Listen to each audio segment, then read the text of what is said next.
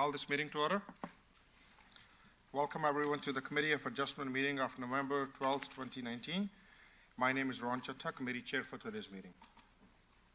Welcome everyone. I hope you guys made on time because there's lots of snow outside and it's the very first day. It's a kind of new experience for this season. So that's the reason one of the members will be joining us very shortly.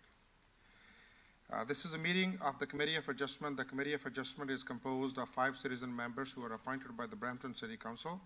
The committee is authorized by the Ontario Planning Act to consider applications for minor variance from the provision of the City of Brampton zoning bylaw. The committee also consider applications for consent, sometimes referred to as land division applications, which includes severing a new lot from an existing lot, a lot addition, easement, mortgages, or leases in excess of 21 years. I would like to introduce the committee members. To my immediate left, member Desiree Dorfler. To my far left, member Rod Power. As I mentioned, member Anna Christina Marcus will be joining us very shortly. To my far right, member David Cope. And my name is Ron Chatta, Committee Chair. Seated at the table in front of the committee, Ms. Jeannie Meyer, Secretary Treasurer of the Committee of Adjustment. And seated near the podium, we have city staff who will assist us in today's committee. Staff, could you please make your introduction? Good morning. My name is Himanshu Katyal, Development Planner. Carolyn Crozier, Manager of Development Services. Krista Walkie, Manager of Development Services. And I'm Elizabeth Corzola, Manager of Zoning Services. Thank you. Before we consider today's application, the committee has some procedural matter to take care of. The first is adoptions of the minutes. The minutes of the previous meeting are presented in today's agenda. Committee members, if there's any question or concerns regarding the minutes of a meeting held on October 22nd, 2019, seeing none, may I have a motion to approve the minutes? Motion by Mr. Power, seconded by Mr. Cope. All in favor?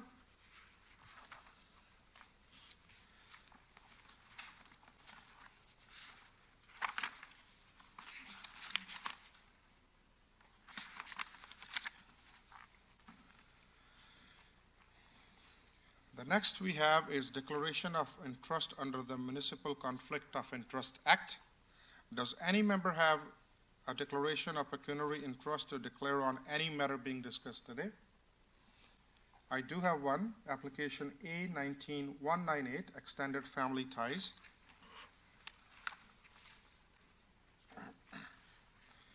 Now we move on to withdrawals and deferrals. We have some written request here.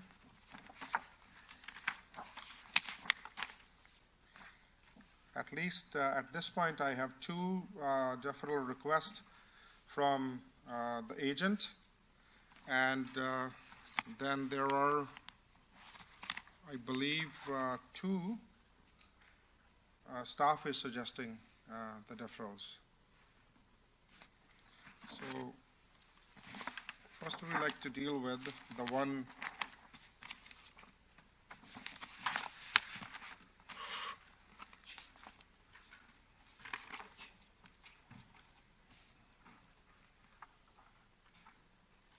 application B18027 10534 Huron Ontario Street. Do we have?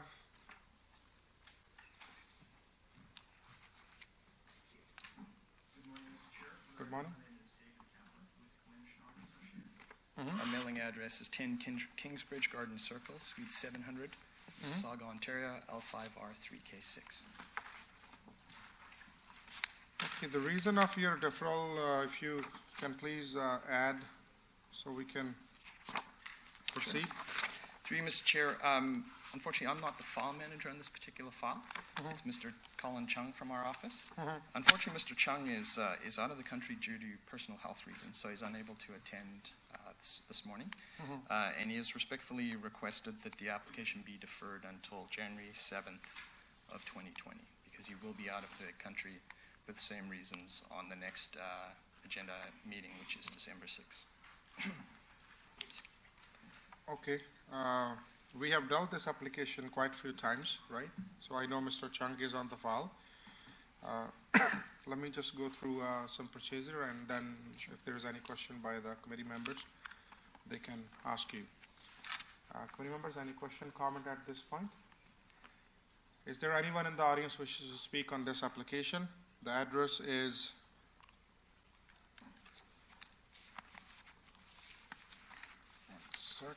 it's on 10534 Ontario Street. Seeing none, staff?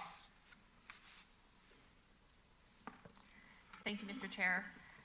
Staff do not support the deferral request. This is the 8th time this application has appeared before the committee. Our comments have been consistent all 8 times, and we would like to move the application forward. Okay. Sir, have you, as you already, you can hear staff's opinion. This is the eighth time they are seeking the deferral. I know you are here filling someone's spot, but he's your colleague. So, committee members, any question, comment, concern to staff's point of view, or whatever the committee thinks, like to move forward? Sure, go ahead. Through you, Mr. Chair. Just with due respect to the applicant, this application has been in front of us many, many times. We have provided indulgence for the applicant and the owner of the property, but my personal opinion would be that we should not defer this. We should deal with it once and for all. So I don't know what the rest of the committee feels like, but that would be my suggestion. So, committee members, maybe, sorry, go ahead, Mr. Power. Through you, Mr. Chair, didn't we have in the last session some type of amendment to this? There was some proposed conditions in case the committee wishes to approve. So if there's some sort of discussions with the staff, meantime, by the applicant, any attempt? Yes, Mr. Chair, we did meet with the agent for the application and talked about the conditions we had presented to the committee in case the committee chose to approve it, although staff were very clear that that was not our preference. The applicant did also at the last committee meeting present conditions as well. I believe there were 2 conditions to our 10, and we were not able to come to agreement on the conditions.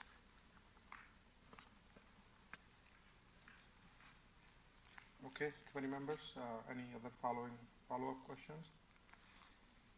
So whatever the committee directions wish to move forward, if there's any further discussion or anything, or you would like to respond, anything or that note, sir? Through you, Mr. Chair, if the committee deems it appropriate, excuse me, to move forward with the application as it stands today, I'm happy to present our thoughts to you and defend the application. My only concern is that if the committee was inclined to approve the application, you have an inconsistent set of conditions in front of you. You have a set that's presented by staff and a set that's been presented by Mr. Chung. And my only concern is that those conditions may not be in anyone's best interest. But having said that, I would be happy to present the application to you this morning. Okay. Again, with a preference for defer. Yeah, no, I understand, and you, I guess, very well understand where the committee is coming from. This number of deferrals they already dealt with, and I personally tried my best on the multiple occasions to work out with the situation, and even at the last time. But again, this is the set of the committee. So whatever the way the committee wishes to move forward, we'll like to deal with. But it's good to know at least you're prepared if there is. If committee wishes to deal with this application today, at least you're prepared. So staff suggested some of the conditions, and I remember previously Mr. Chung also suggested some of those conditions. So I do not have that copy with me. I guess you do. You should have a set of those conditions suggested by Mr. Chung in the past. I do, yes. Okay, so committee members, if whatever the way we like to move forward, looking forward to proceed, whether we are granting the deferral If committee wishes not to, then looking forward the next procedure. Through you, Mr. Chair, I vote that we proceed today with this. Okay, so you're putting forward a motion? So motion by Mr. Power to refuse the deferral request. Do we have seconder? Seconded by Mr. Cope. All in favor? So this is carried. And I guess Ms. Marcus, she just joined. So she's dissenting, I believe, as she was not here, and I'm dissenting as well. But this is carried by 3-2. So the application is going to be proceed today. Just one question to Ms. Myers. At this point, we are only dealing with the deferral request.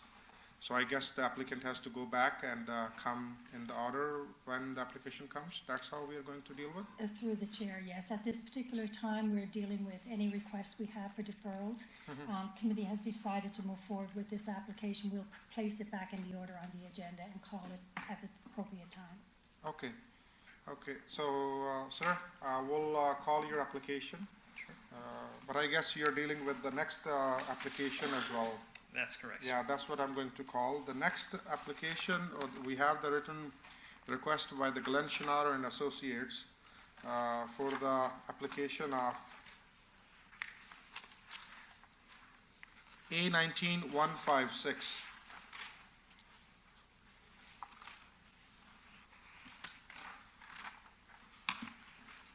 To permit the temporary outside storage of construction vehicles and trucks, including the transportation trucks and trailers. Sir, back to you. Thank you, Mr. Chair. Again, my name is David Capper with Glenn Schnorr and Associates. For the record, our mailing address is 10 Kingsbridge Garden Circle, Mississauga, Ontario, Suite 700, L5R3K6. Requesting again a deferral for application A19-156, which is number 18 on your agenda this morning. And again, the request for the deferral is due to Mr. Chung's absence. He's out of the country due to health reasons. And he will also be out of the country for the next council meeting on committee meeting on December 6th. And then we respectfully request a deferral to the January 7th meeting of the Committee of Adjustment. Okay. Committee members, before I ask the audience, is there any question, comment, concern at this point? Seeing none. Anyone in the audience wishes to speak on this application? Application A19156, northeast corner of Queen Street Drive, West and McQueen Drive. Sir, if you can please come forward. Mr. Capper, if you can please step aside a bit. Meantime, the gentleman is coming here. I would like to put on the record, we have a number of letters received by the concerned neighbors. Mr. Hardy Gill is expressing his anger and frustration on city's continued support of this temporary truck parking area. I would like to correct that on record that I don't think so city is supporting this application, but that's the letter I received by Mr. Gill from 12 Lone Tree. The second one is for the same residents of the Riverstone community expressing their disagreement with this application by Ken and Linda Grayson. The third we have by Mr. Mohammed Hussain from 18 Violet Ridge for the same.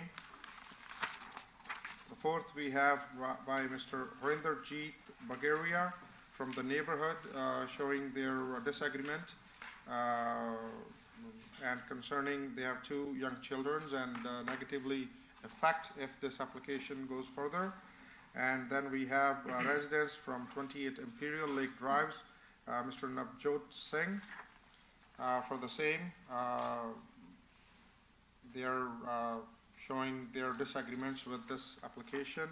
And then the last is Mr. Sahil Kapila from Lindy Fall Drive, strongly opposing this application. So these are applications I'm just including for the record. So your name and address for the record. Navjot Singh, I think you just mentioned mine, from 28 Imperial Lakes Drive in Okay. that Riverstone community. Okay. Yeah. Yeah, so similar concerns as everybody else from the Riverstone community already has. You know, that area is like, that street, Cherry Crest, is already a very small street, and there's already very intense amount of traffic on that street, and the same concerns everybody has is, you know, the increased amount of traffic it would cause if, you know, there's like a trailer park area over there. Cherry Crest itself is like, I think like, maybe like 250 meters long, and it's like a very small area. Like, you know, and there's a gas station there, there's a plaza across the street with like a doctor's clinic, medical clinic, and a few stores. And the other concern is, of course, there's a school which is like less than 400 feet away, so a lot of kids probably walk back and forth to school and from school. And if there's like a truck and trailer yard right there, that's of course a safety issue right there too. And you know, the other thing is, if there's a truck and trailer yard, they're probably going to operate this 24/7. That also, you know, other issue is because the Riverstone community is so close by, there's the issue of like, you know, sound pollution. You know, of course, you have like the other dust pollution and, you know, other vehicle pollution itself too. Sir, sorry to interrupt you. Yeah. My apologies in advance.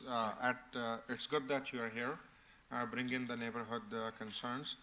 At this point, we are not dealing with the application. So let me explain you the procedure. As I mentioned earlier, the applicant is requesting another date in January for this application. So at this point, it's good that you come forward and the committee obviously note down your concerns. In the event, what the committee is going to decide whether we are entertaining this application today or it's going to be back in January. Okay. So one time I recall, like about a couple of months back, the application came forward, and at that time we deferred to today's date. And I acknowledge we did receive some correspondence from the neighbors at that time as well. Okay. I guess so. It's good that you gave your address and your name and address, but we also understand your concerns. If you can please, you want to add something, you're more than welcome. I'm not here to cut you short, but if we are dealing with the application again, you're more than welcome to come and give your voice your concerns again. Sure. Okay. No worries. Yeah, that's fine. Like, I guess we can do that. Like, and those are just some of the basic concerns. You know, I don't really have to explain. You know, everybody already understands what some of the concerns could be. So, yeah. So I guess like we're gonna reconvene at like January 7th or something. The other guy was saying. Yeah, that's what the applicant is requesting. All right. No So the first committee is going to decide whether we are delaying this application to or deferring this application to January the 7th, or we are going to look this application today. Yeah, that's what I was gonna ask, if we're requesting, instead of like, you know, like setting another date or anything, if we could just like, you know, close it, because I don't really see a point of, you know, having another day when there's a really high probability of chance of it not even going through. So yeah, that's that. And other thing is, you know, in the in the trucking industry, they have to do something called a PTI, which is a pre-trip inspection. In that they have to check everything, you know, even the horn of the truck and everything before they leave the yard. And because homes are literally like 150 feet away across the street, like you can just imagine like late at night, you know, and even like school time, like there's a school right across the street, and these guys are doing their whole pre-trip inspection. And you know, so of course some basic concerns. So I was hoping, like, you know, if everything could just be ended before it even goes to like another date or anything like that. We understand you took the time out in a snowy day, and obviously you're a concerned neighbor, and the committee is looking all your concerns. Okay? If you can please step aside, and if the committee wishes to deal with this application today, you have another opportunity to come and add your concerns. Sure, thank you. Okay? Thank you very much. Is there anyone else, any concerned neighbor? Ma'am? If both of you can come down, please, so we save some time, and I like to do things. We have a bigger agenda today.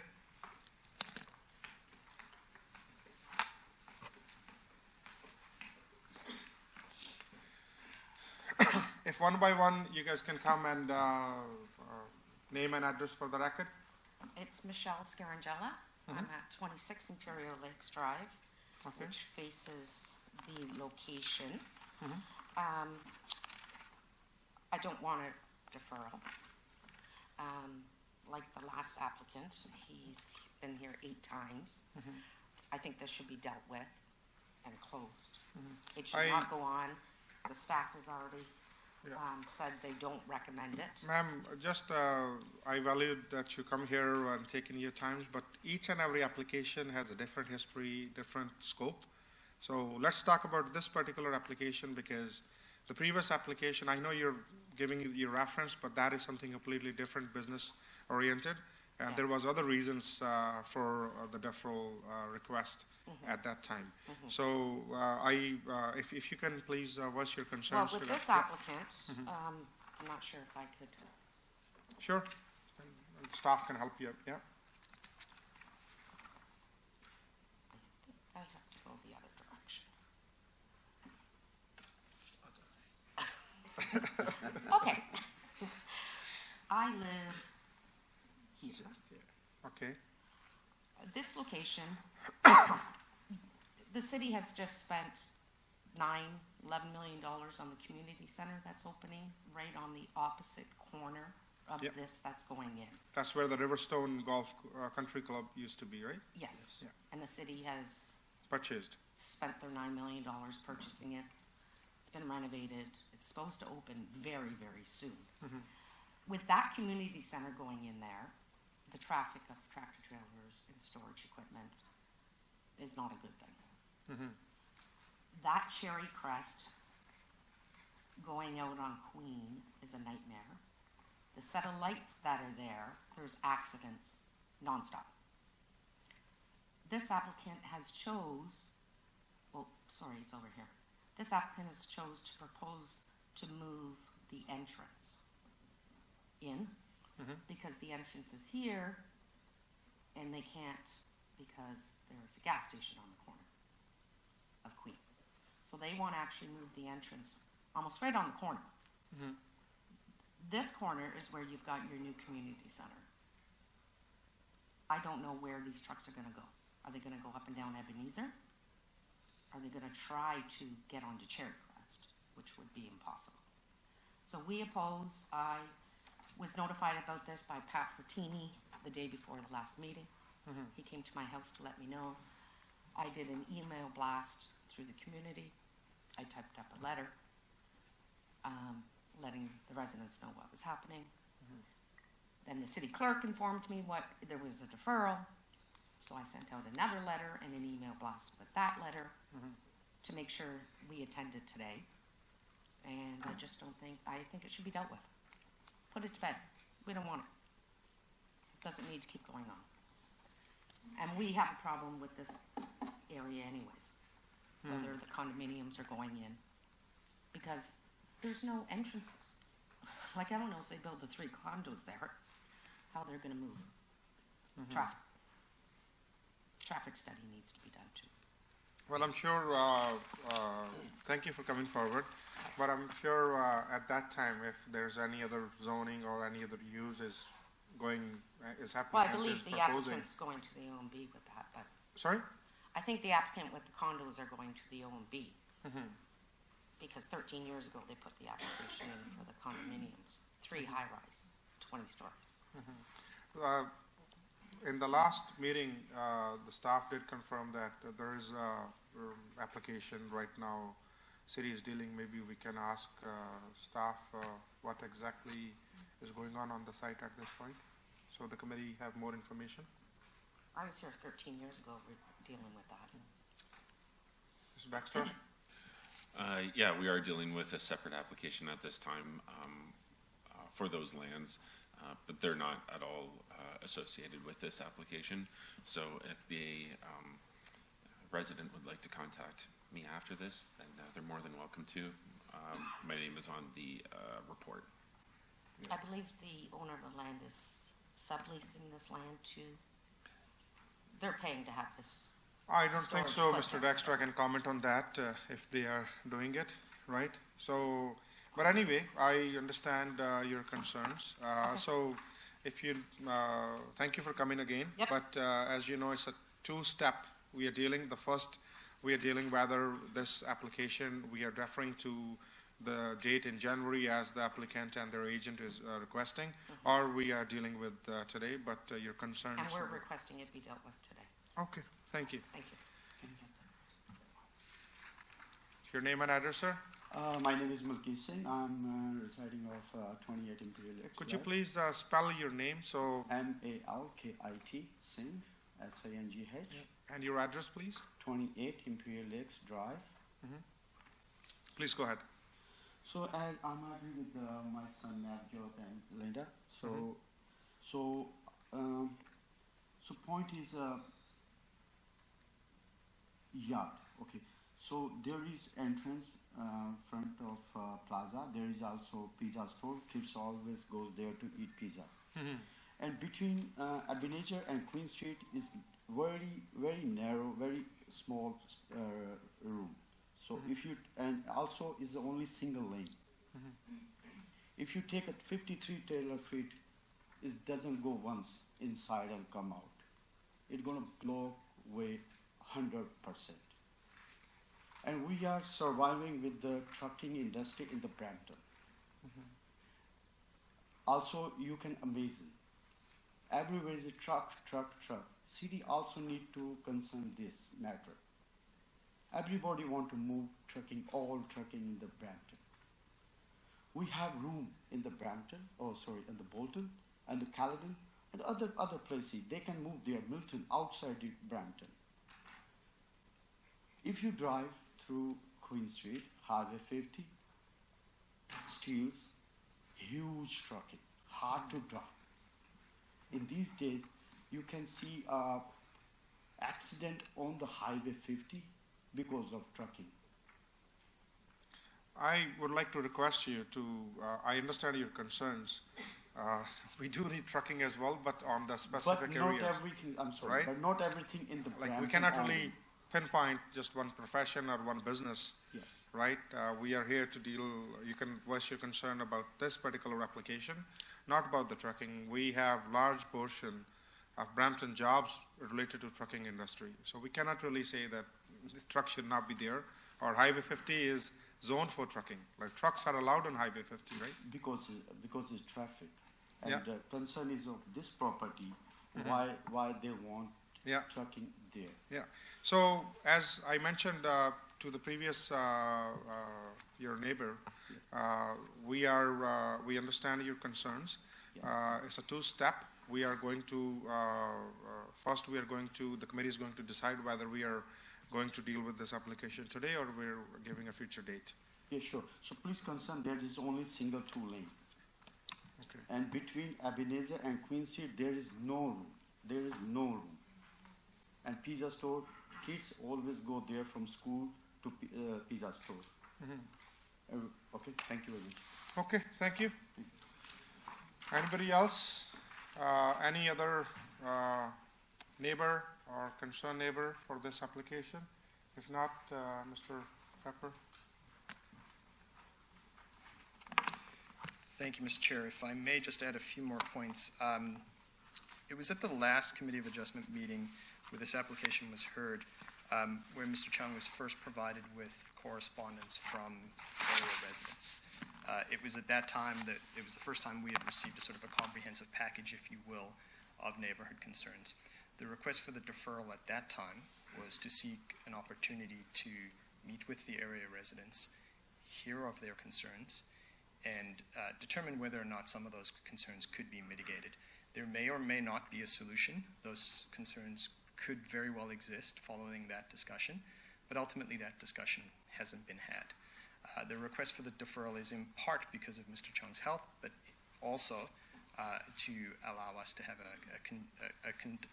a discussion with the area residents. As was indicated by one of the area residents, she had indicated that she did not receive the mail notice. So very clearly, the concern lies outside of the circulation radius for the application. And it's a sort of a broader concern, if you will. And I think there's an inherent advantage to allowing that discussion to happen. Whether or not the residents like the application, I think it as a professional, we owe it to our profession and to the city to be able to disseminate the information, and the residents can do what they like with that information. But unfortunately, that discussion has not occurred, and that is part of the reason for the request for deferral.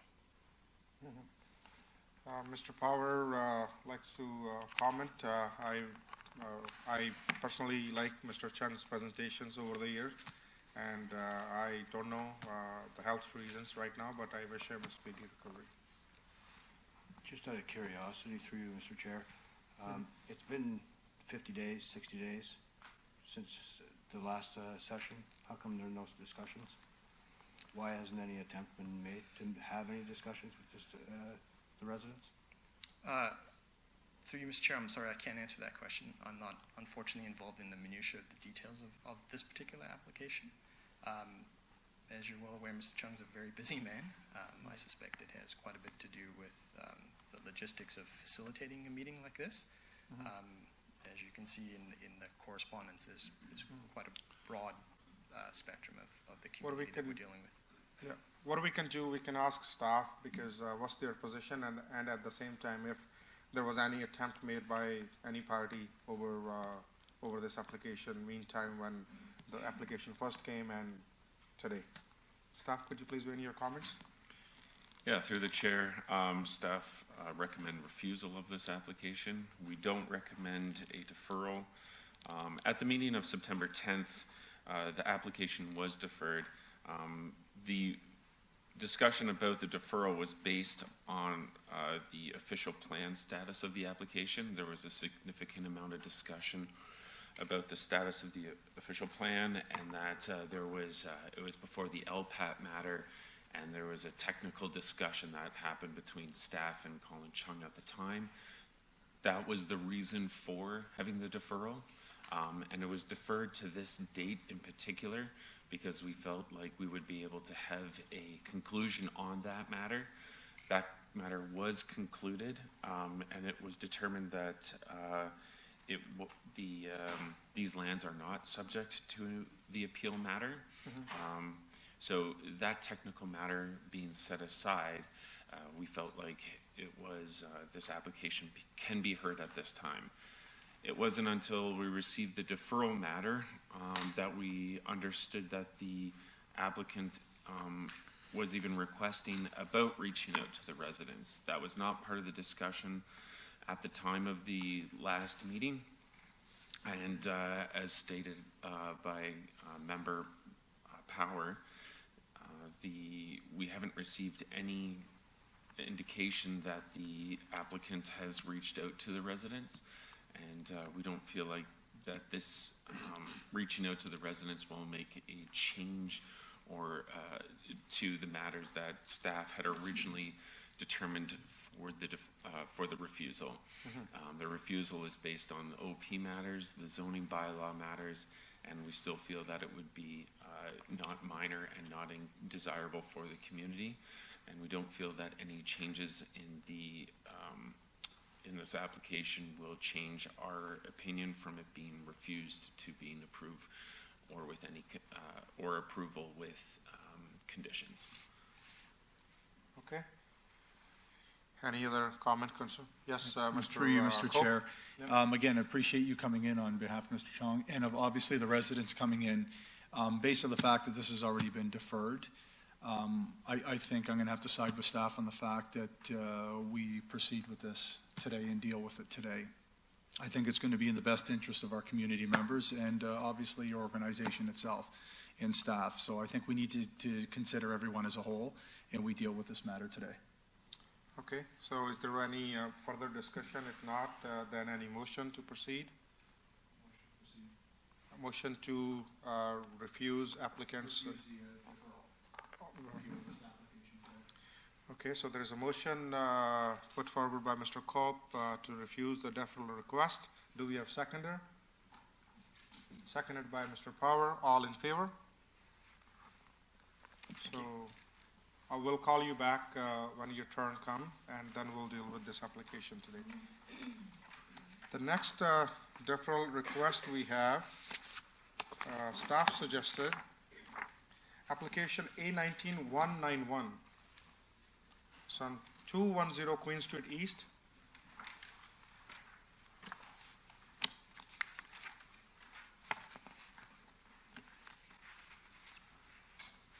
Good morning. Good morning. Your name and address for the record, please. Jillian Woodcock, 210 Queen Street West in Brampton. Okay. So maybe we can, just for the record, there is one correspondence we received by Manuel and Denise Bruto. They're requesting strongly committee to deny the requested variance. Just for the record, I would like to include this one. Any question, comment, concern at this point? Anyone in the audience wishes to speak on this application, application A19-191, 210 Queen Street East?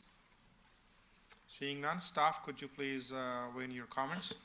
Thank you, Mr. Chair. The applicant was unable to post the required sign within the time frame under the Planning Act and Ontario regulations.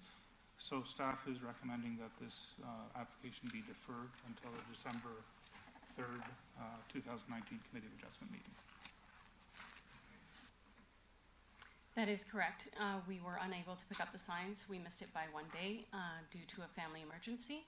So we were not able to post it in that time. We certainly had interest to do it, but not the ability. So if there's anything that can be done that you can review the application today, that'd be great. But if you need to defer, we understand the bylaws and we respect your decision. So December 3rd is 3 weeks from now. Yes. So it's not too long, and we understand all aspects. So I would suggest that we review this application in the next meeting, which is on December the 3rd. Okay. Okay? Okay. If no further discussion, looking for a motion to proceed. Motion to defer to December the 3rd by Mr. Power. Do we have seconder? Seconded by Ms. Marcus. All in favor? Ma'am, see you in the next committee meeting. Okay, thank you.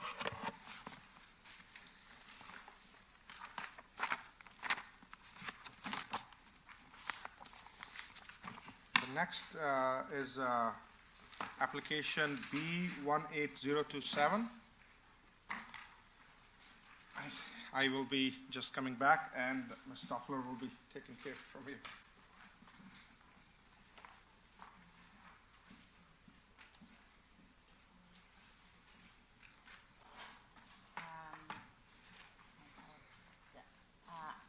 My understanding is there's a deferral request by the city, and that's why Ron has left due to his conflict of interest. Yes, staff are recommending that application A18198 be deferred. The applicant has indicated to staff that they do want it to move forward. Our preference is certainly that it be deferred. We do not have all the information to make a decision. We actually received a noise study yesterday, which staff have not had a chance to review or comment on. They're in the middle of a concurrent site plan application, and we believe that the variances can be reduced or minimized through a proper site plan submission process. So we are recommending that it be deferred up to a period of, I believe our comment was no later than 1 year, so no later than November 12th, 2020, so that we can work through a site plan application, address the outstanding requirements, including truck turning and noise, in order to advance this application. Thank you. Do we have the applicant here with us?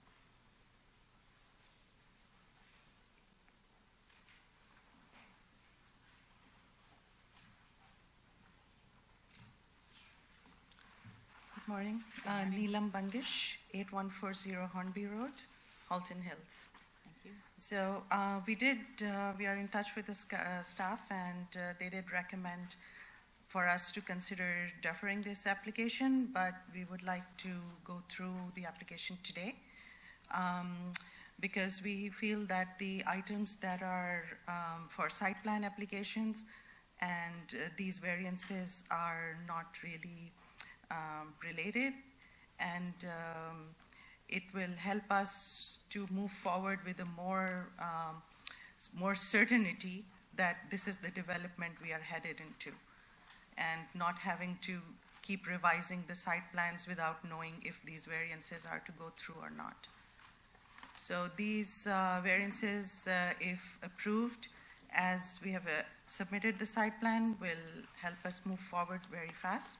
If the variances are not approved, it would mean a significant site plan change for us, and we will prefer to know whether we are granted these relief or not.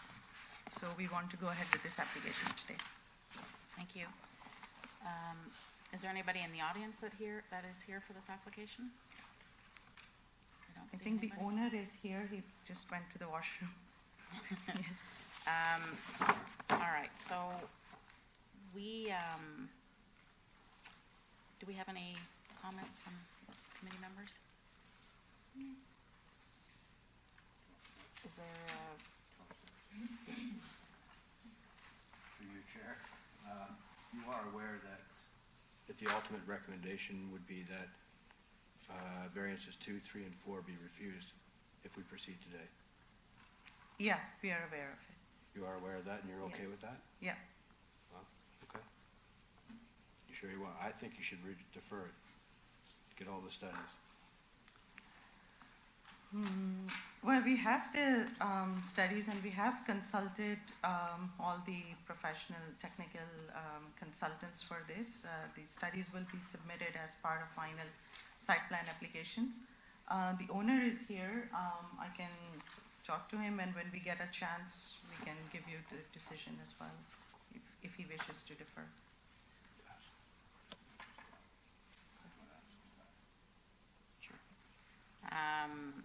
Can we ask staff again to provide a response?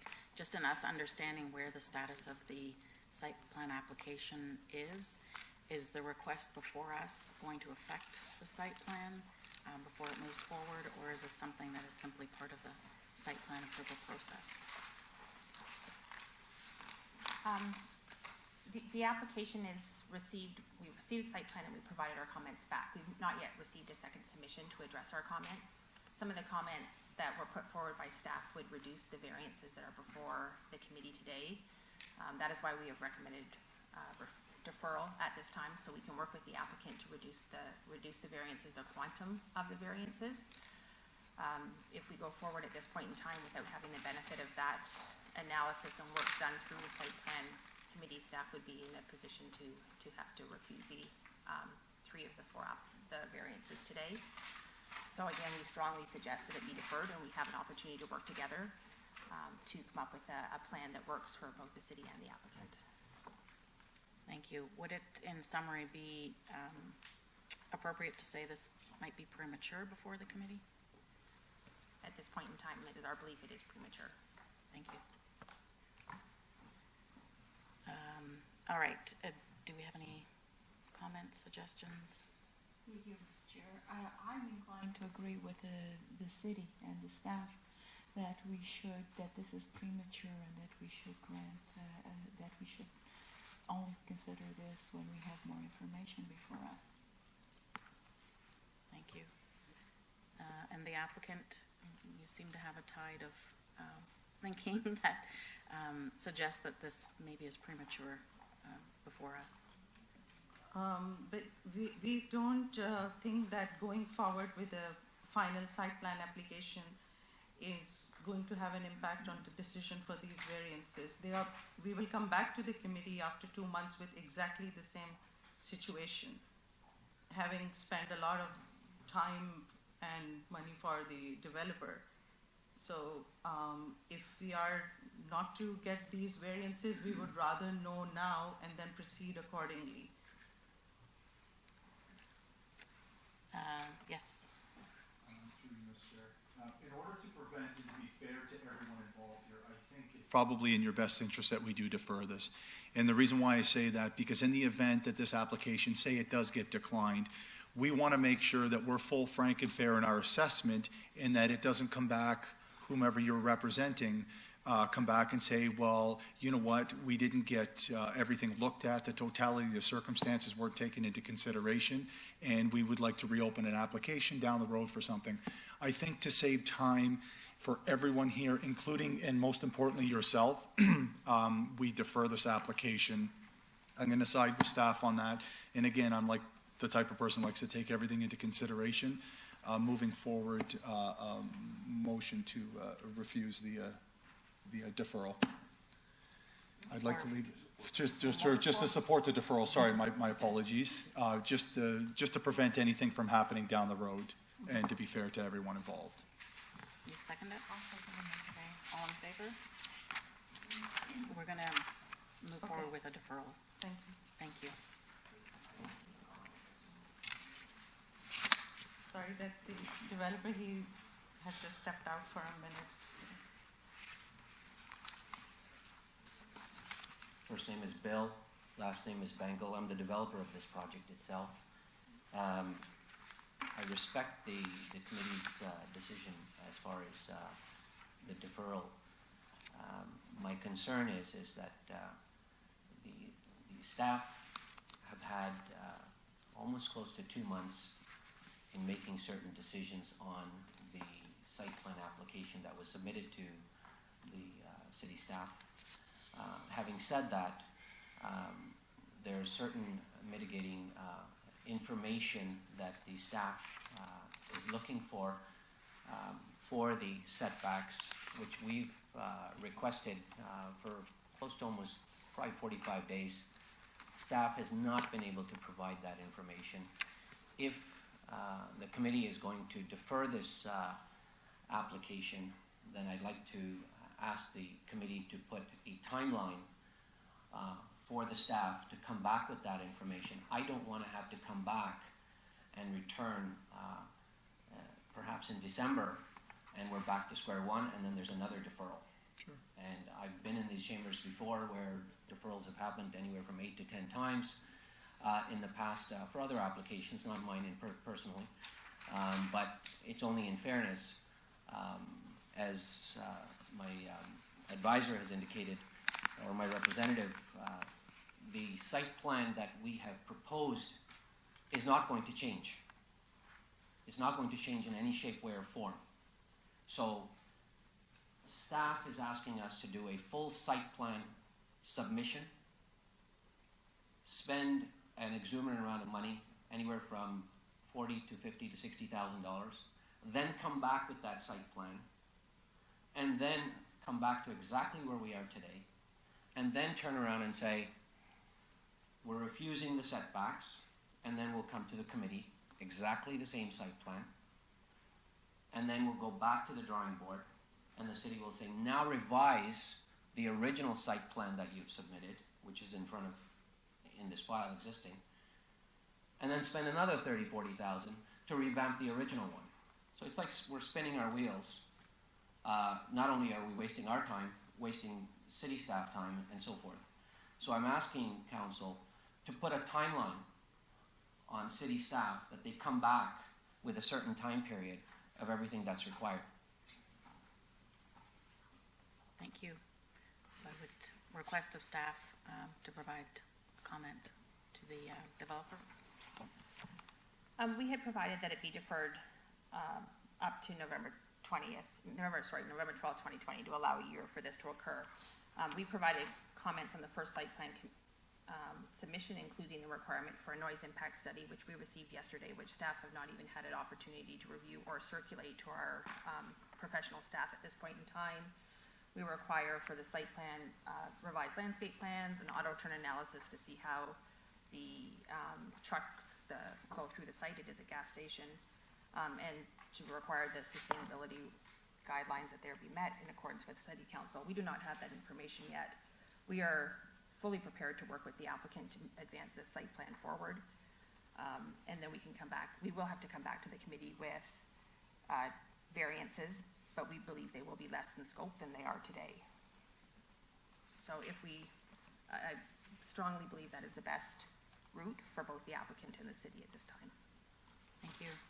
So we have a suggestion that this application be deferred for less than just under 1 year. What does 1 year define? I mean, our concern is you're asking us to defer this application up to 1 year so that the staff can sit on this application and come back as they choose. as a developer, and as well as my architect, I think it's very clear that a prudent architect, when they do a site plan application, they've done their research, they've done their homework as far as whether it be a traffic study, whether it be a noise study, whether it be the mobility of the fuel truck coming in and out of the site. I don't think we're going to submit an application or a site plan that says, well, we're going to build this site, but we're not going to be able to facilitate vehicle movement. It's like building a home and saying, basically, you know what, I'm going to build this house, but I'm not going to put any doors on there to entry. So same situation here. Having said that, the conditions that I'm asking the staff is they're asking for certain conditions to be put, for example, the 1-year period, so that we can come back with a full-blown site plan application. I phrased this 5 minutes ago, that we're not prepared to do a full-blown site plan application, only for the city to come back, even if we were to have, for example, all the reports that the city staff has just indicated, even if we had every single report in the staff's hands, they would still be requesting those setbacks. Am I correct? So this is a site plan issue that we're having detailed discussion on. So whether we proceed with the deferral, which the committee is supported or not, I indicated very clearly that we are prepared to work with the applicant on their site plan in order to bring this back to the committee. The recommendation of staff that it be deferred to a subsequent period for a period not to exceed 1 year. The applicant based on that, can come back at any time during the process. So it's currently more in their hands, certainly, than in city staff's decision at this point in time. And I believe that is the best bet to move forward. The next meeting. Thank you. Do you want to table it next one? Yeah. Thank you. So, okay, so we have a motion in front of us to defer, and the verbiage would be just less than 1 year, if I'm correct, in what staff is suggestion. And do we have a seconder? Sorry. Oh, we already did, sorry, we did it. Just to confirm, we are deferring then for just under a 1 year period. Okay, thank you.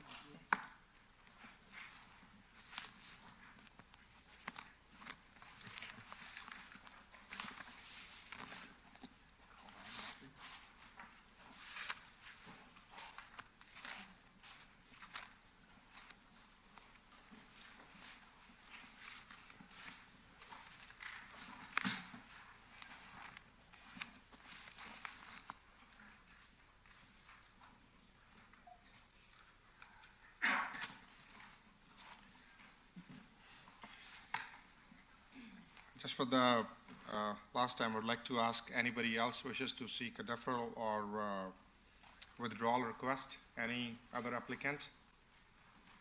Seeing none. For those unfamiliar with the Committee of Adjustment procedure and process, I would like to give a brief explanation and scope. Following some procedural matter that we have already undergone, the Secretary-Treasurer will call the applications by announcing the application number, the name of the applicant, and the address of the property subject to the application. The applicant or authorized agent representing the applicant will then come to the podium, state their name and address for the record, and then present the application.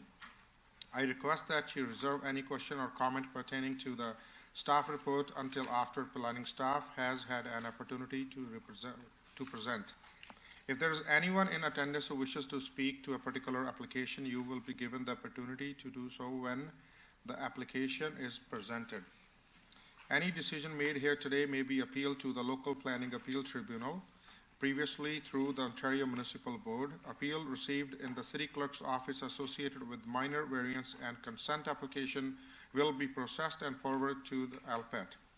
This process may be commenced with the Secretary-Treasurer by filing a completed appeal form and filing fee within the prescribed 20-day appeal period. Information pertaining to the appeal process may be obtained by contacting the Secretary-Treasurer within the City Clerk's office. Now we move on to the new consent applications. Calling application B15012, Pepino and Guiliana Sailor. The property is located at 10343 McLean Drive. Good morning. Good morning, members of the committee. My name is Eric Mertzu. I'm here from Candefcon Limited, and we're the agent here on behalf of the owner at 10343 McLean Drive. If you recall, we were here back in September as well, requesting this consent application to sever a portion of approximately 2.4 hectares in order to provide a lot addition to the southerly lands for future residential development. At the time, I guess TRC hadn't fully reviewed our application, and since then they've actually provided their letter of no objection, which I'm not sure if Ms. Jeannie Myers has, but I have copies here for committee if you haven't seen them. We have that. That's what Ms. Myers confirmed. Okay. Committee members, any question, comment, concern at this point?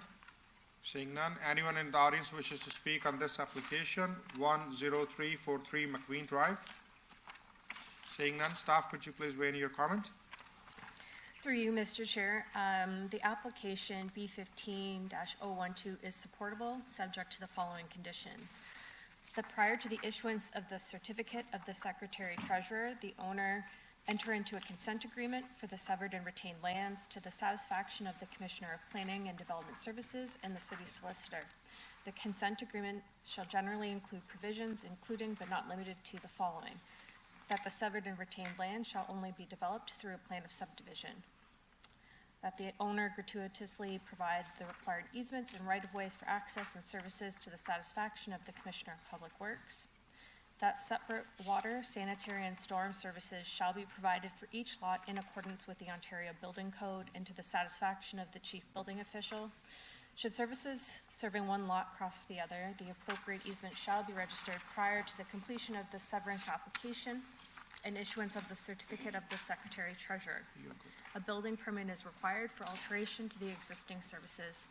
And finally, that the applicant provide a letter from a solicitor indicating that the severed land and the abutting land to the south shall be merged for Planning Act purposes at the time of registration of the transfer to which the certificate of the Secretary Treasurer is affixed. Okay, thank you.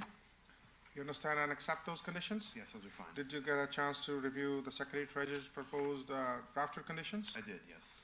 Okay, so if no further discussion, looking for a motion to proceed. Motion to put forward by, with all the conditions, including the Secretary Treasurer's, by Ms. Marcus, seconded by Mr. Power. All in favor? This is approved. Thank you.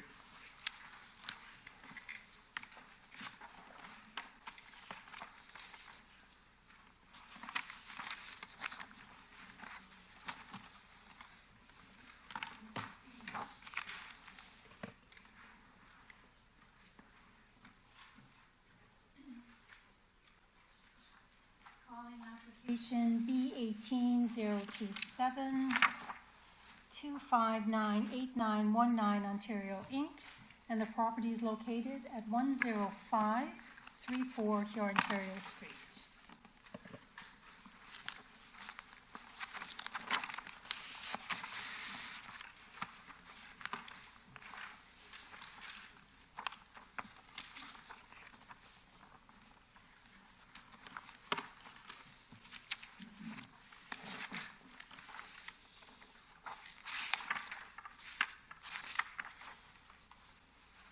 Thank you, Mr. Chair. Again, for the record, my name is David Capper with Glenn Schnarr & Associates.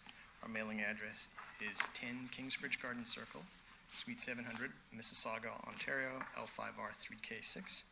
And we're here on behalf of the owners of the property in question with application B18027.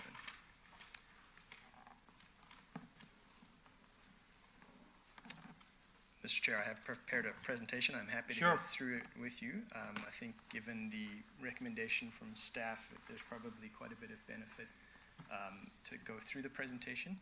And I apologize, there may be some overlap between previous presentations from Mr. Chung through previous committee meetings. No problem. So through you, Mr. Chair, what you have before you is an application for severance to create one new industrial parcel. The retained parcel, which is the larger parcel to the west, is approximately 9.17 hectares in area, and it has frontage onto Sandalwood Parkway West, as well as access to both Railside Drive and Y-Bank Drive to the south. I'm sorry, this wire is preventing me from showing you that, but here and here. With respect to the retained parcel, its area is 2.96 hectares in area, and it has frontage of just over 220 meters onto Highway 10. The purpose of the application is to facilitate the construction of a one-story industrial mall on the retained parcel, on the severed parcel, with approximately 130,000 square feet of uses, of industrial uses. Access is proposed by way of a right-in, right-out onto Hurontario Street, and I'll discuss servicing it in just a moment.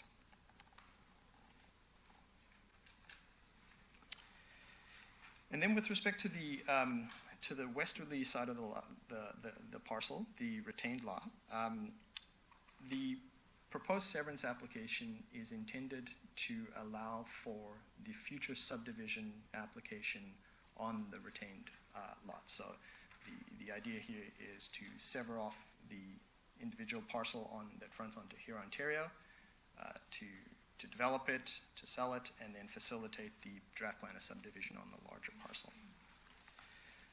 Through you, Mr. Chair, you do have a report from staff recommending refusal of the application, and I would just like to walk through a number of the points that are raised in the staff report. And if you'll forgive me, I'm going to try and figure out how to raise this.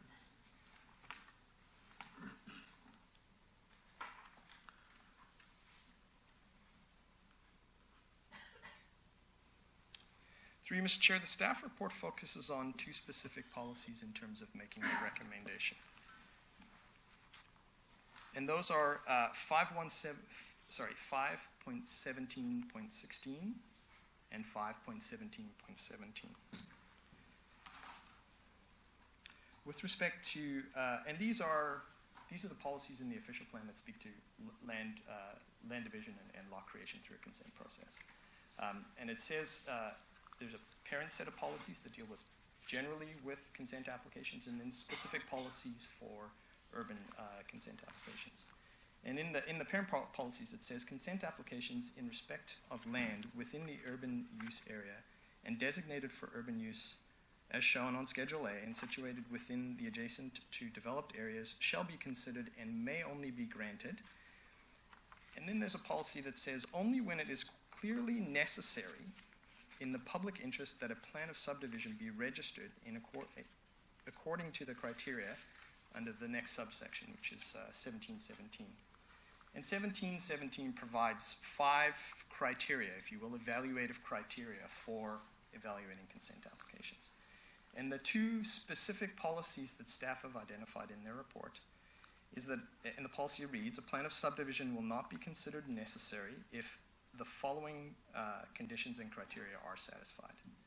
So again, this is a question as to whether a plan of subdivision is more appropriate or a consent application. And 4 reads, the ultimate development of the entire holding will not require the creation of a new public highway or street.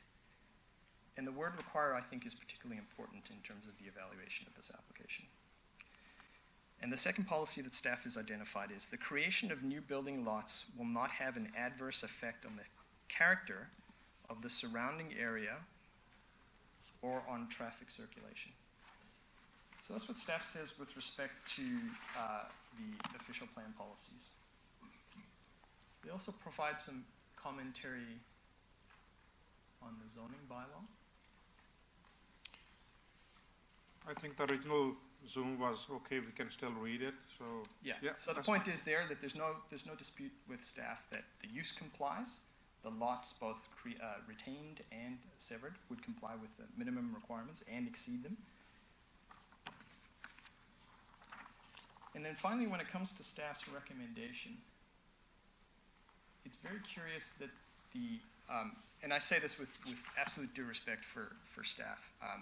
Unfortunately, it's a difference of opinion here. Staff, in their conclusion, are relying on 517.16, which says that requires that a consent application only be considered. But that's not what the official plan policy says. What the official plan policy says is if a public road is required. There is nothing in this application that requires a public road. The severed parcel can be created. It can be serviced. And for that, I would just like to show you very quickly.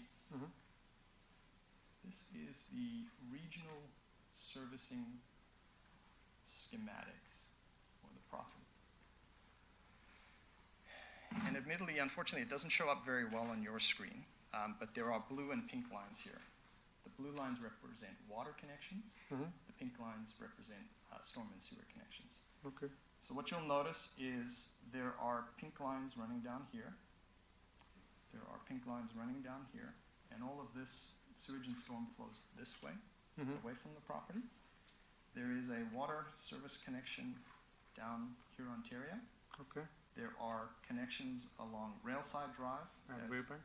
And Wybank, and then along Fisherman Drive. And you'll notice that this little piece over here, it's a road widening that was secured as part of the development of that corner parcel. So servicing connections are available to the subject property. Yeah, on multiple sides. On multiple sites. Yeah. So the requirement for a road for the severance application, and keep in mind this is a severance of a parcel that fronts onto Hurontario. Let's set aside the retained parcel, which is what's going to be left over if the application is approved. The severance application does not require that road to be put in place.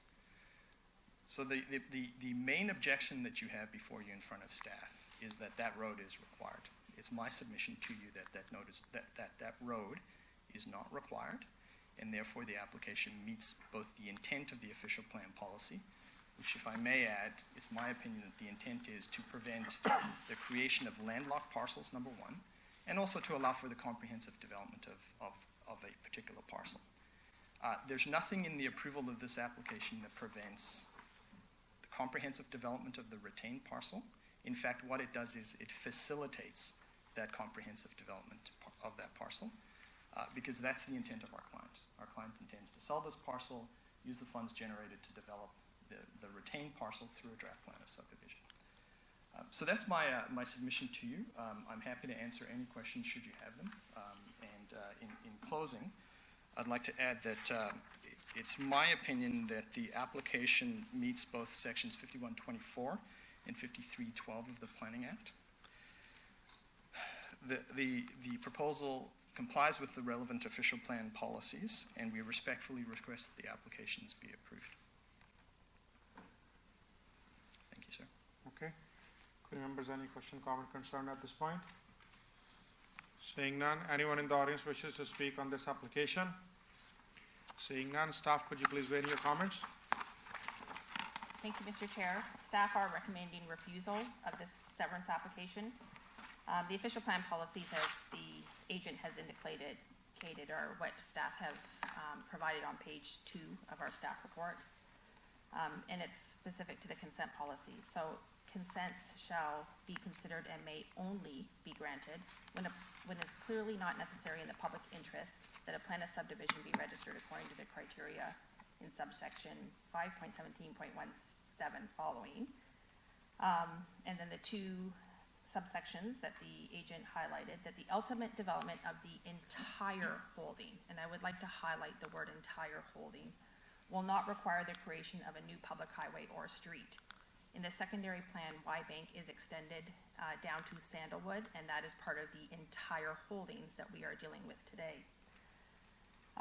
It also says the creation of new building lots will not have an adverse effect on the character of the surrounding area or on traffic circulation. At this point, we have received nothing from the applicant regarding traffic. We do know traffic, truck traffic particularly along Wybank and out to Fisherman is kind of reaching its capacity. We've been looking at it on other sites and what to do at that particular intersection. We have not received a traffic study at this point from the applicant at all. It has been a year. We could have gone through a plan of subdivision, which is the appropriate process and staff has been indicating that for a long time. You also have in front of you comments from the region. The region has said that private sanitary easements may also be required to the severed lands through the retained lands. So we've had lots of time to look at this in a little bit more detail, and certainly sanitary as well as storm will be a connection out to Sandalwood, will require some connections. There is no application before this committee for private service easements out to Sandalwood as part of this application. So I think that strengthens and highlights staff's continued request for refusal, that this is through a plan of subdivision. This particular site has recently been subject of an application or a recommendation to council for an official plan amendment. Again, that was a holistic development application that we are looking at the entire holdings. So that one particular clause, the development of the entire holdings will not require the creation of a new public highway or street. That is very important and very key for this particular application, as we do require the extension of Y-Bank down to Sandalwood as part of this entire holdings. Thank you. Thank you. Sir, would you like to respond any follow-up comment, and then maybe if the committee members have any question, comment, or concern? Meantime, you're more than welcome to ask at this point. Through you, Mr. Chair, I just want to point out one other point. At the end of the day, the approval of this application will allow the city to have its cake and eat it too. You will facilitate the development of an underutilized parcel. There will be obviously development charges, tax revenue that comes from the development of that parcel, and that parcel will facilitate the development of the retained parcel in a comprehensive way through a plan of subdivision. Despite what staff says, this property in its entirety could be developed for a 1 million square foot Amazon retail distribution warehouse as a single user, as of right, with no variances, no consent applications, without the requirement for an extension of a public road, and that's the reality. I think the applications before you, it is, again, as I said, allows for facilitating the future development of the larger parcel in a comprehensive manner. Don't you see plan of subdivision would work better in this scenario? As staff has indicated multiple times. Through you, Mr. Chair, comprehensive development. Sorry, the reason I'm asking, because maybe that will serve the better purpose for the property owner and the staff, and maybe because of the timeline, like it take longer time, and that is what you're concerned, or something else? No, we've been quite frank in terms of the requirement for the severance to allow and facilitate the subdivision of the larger parcel. So it's a function of being able to market the severed parcel, and therefore, once it's sold, facilitate the development of the retained parcel through a plan of subdivision. Sure. Ms. Doffler? Through you, Mr. Chair, just if we could get a clarification, we have applications that come before us that are requests to sever parcels of land. In this case, we've had an application that's come before us several times, and it seems as if the severed lands, there seems to be no issue with it, but the lands to be retained have had two concepts that have been presented to staff, and by that nature, we have been presented with them. There have been comments back from staff that there's a preference for one over the other, but there does seem to be an intent to develop the retained parcel. So I guess the complication I'm having at the moment is this isn't a simple severing of land. It's come before us with possible developments along with it. So am I correct in understanding that because there have been some concepts presented and discussed in terms for developing the retained lands, that this is then deemed potentially a consent application, and this is where the complication can be seen, that the staff is requesting, the plan of subdivision? Yep. Because again, sometimes we just have parcels that are before us for request for severing, and they're pretty straightforward. There are aspects around them, of course, but I think the complication for us is that it's been before us numerous times, and I think as the staff has indicated, you probably could have been through this process in that length of time. The desire was to sell off the one parcel in order to develop the other. So I think if this had been a simpler matter, it would have been easier for us to understand. But again, I think the complication is that there's an intent to develop, and with an intent to develop, there, by its very nature, would require staff's input and review. Would that be a fair comment? Through you, Mr. Chair, if I may. Sure. Just quickly respond to the member's question. Certainly, there have been demonstration concepts that have been provided, and the intent of those demonstration concepts is to illustrate to city staff that, number one, the parcel can function independently through a severance application.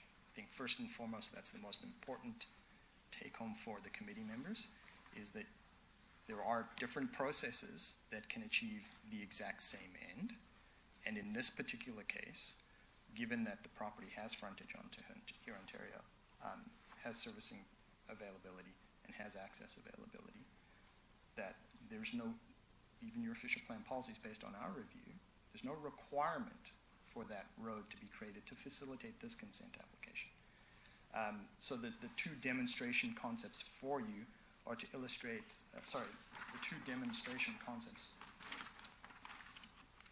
and that's the second one there, are to illustrate how the property could develop, either with that road being required or in the absence of that road.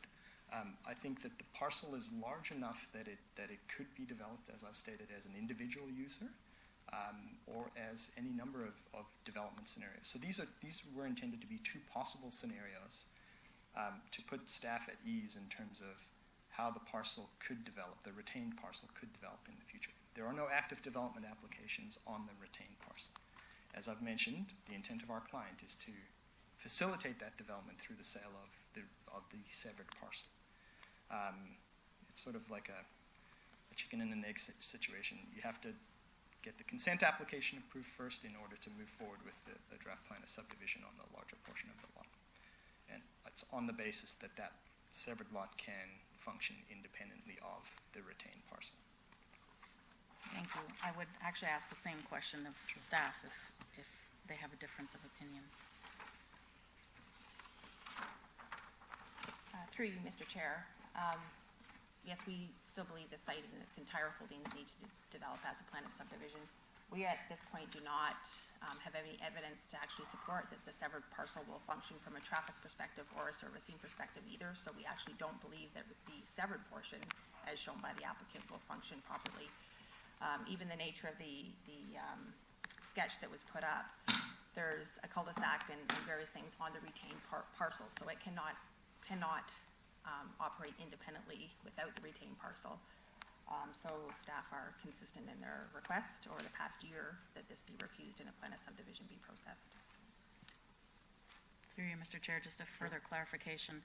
So if the applicant is correct, if there was one single tenant or occupant or owner of the property that put on a large building, a large warehouse facility, whatever the case may be, and accommodated parking for that facility, would that require a road through it?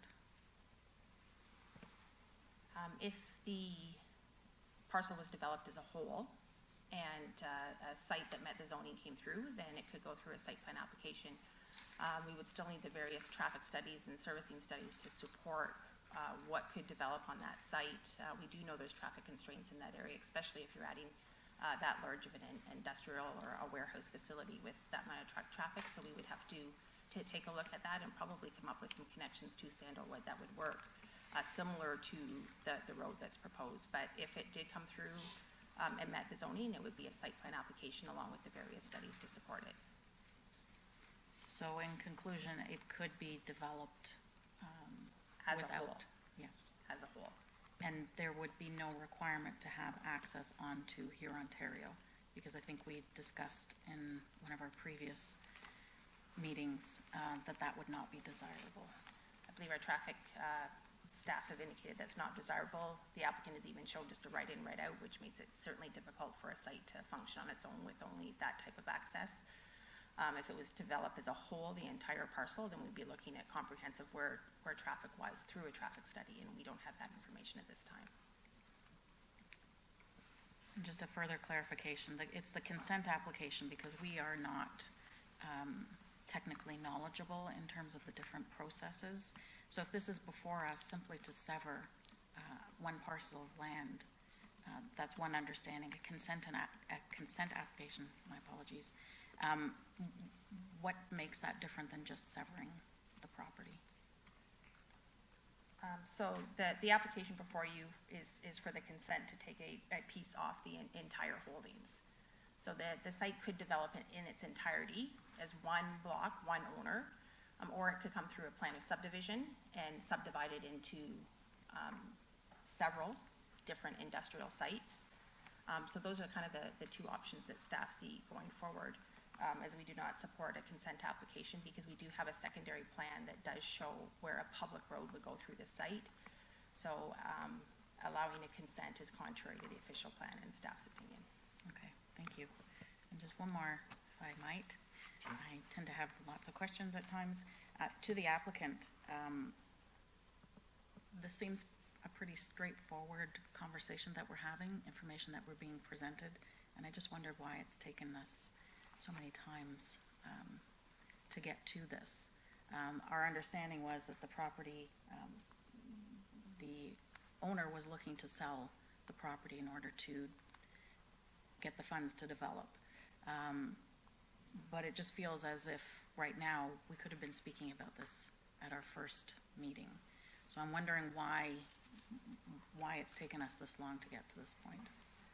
Through you, Mr. Chair, without being unfair to my colleagues, I do have the benefit of being able to say, unfortunately, I wasn't involved in the initial stages of this application. So I can't speak to the early history. What I can say, from my knowledge, is that there have been, as you mentioned, there has been, I think there were 2, possibly 3 deferrals that were required in order to facilitate a due diligence period for a potential purchaser. And as I understand it, that has fallen through.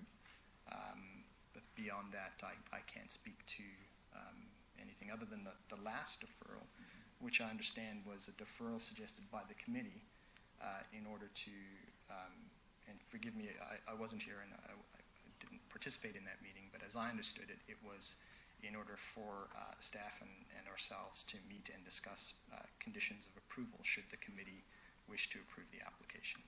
So I understand that discussion happened. I understand there were 2 conditions that are of concern.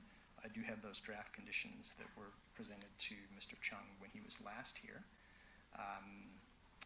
But unfortunately, that's all I can add with respect to the length of time. You're right, it is a simple application.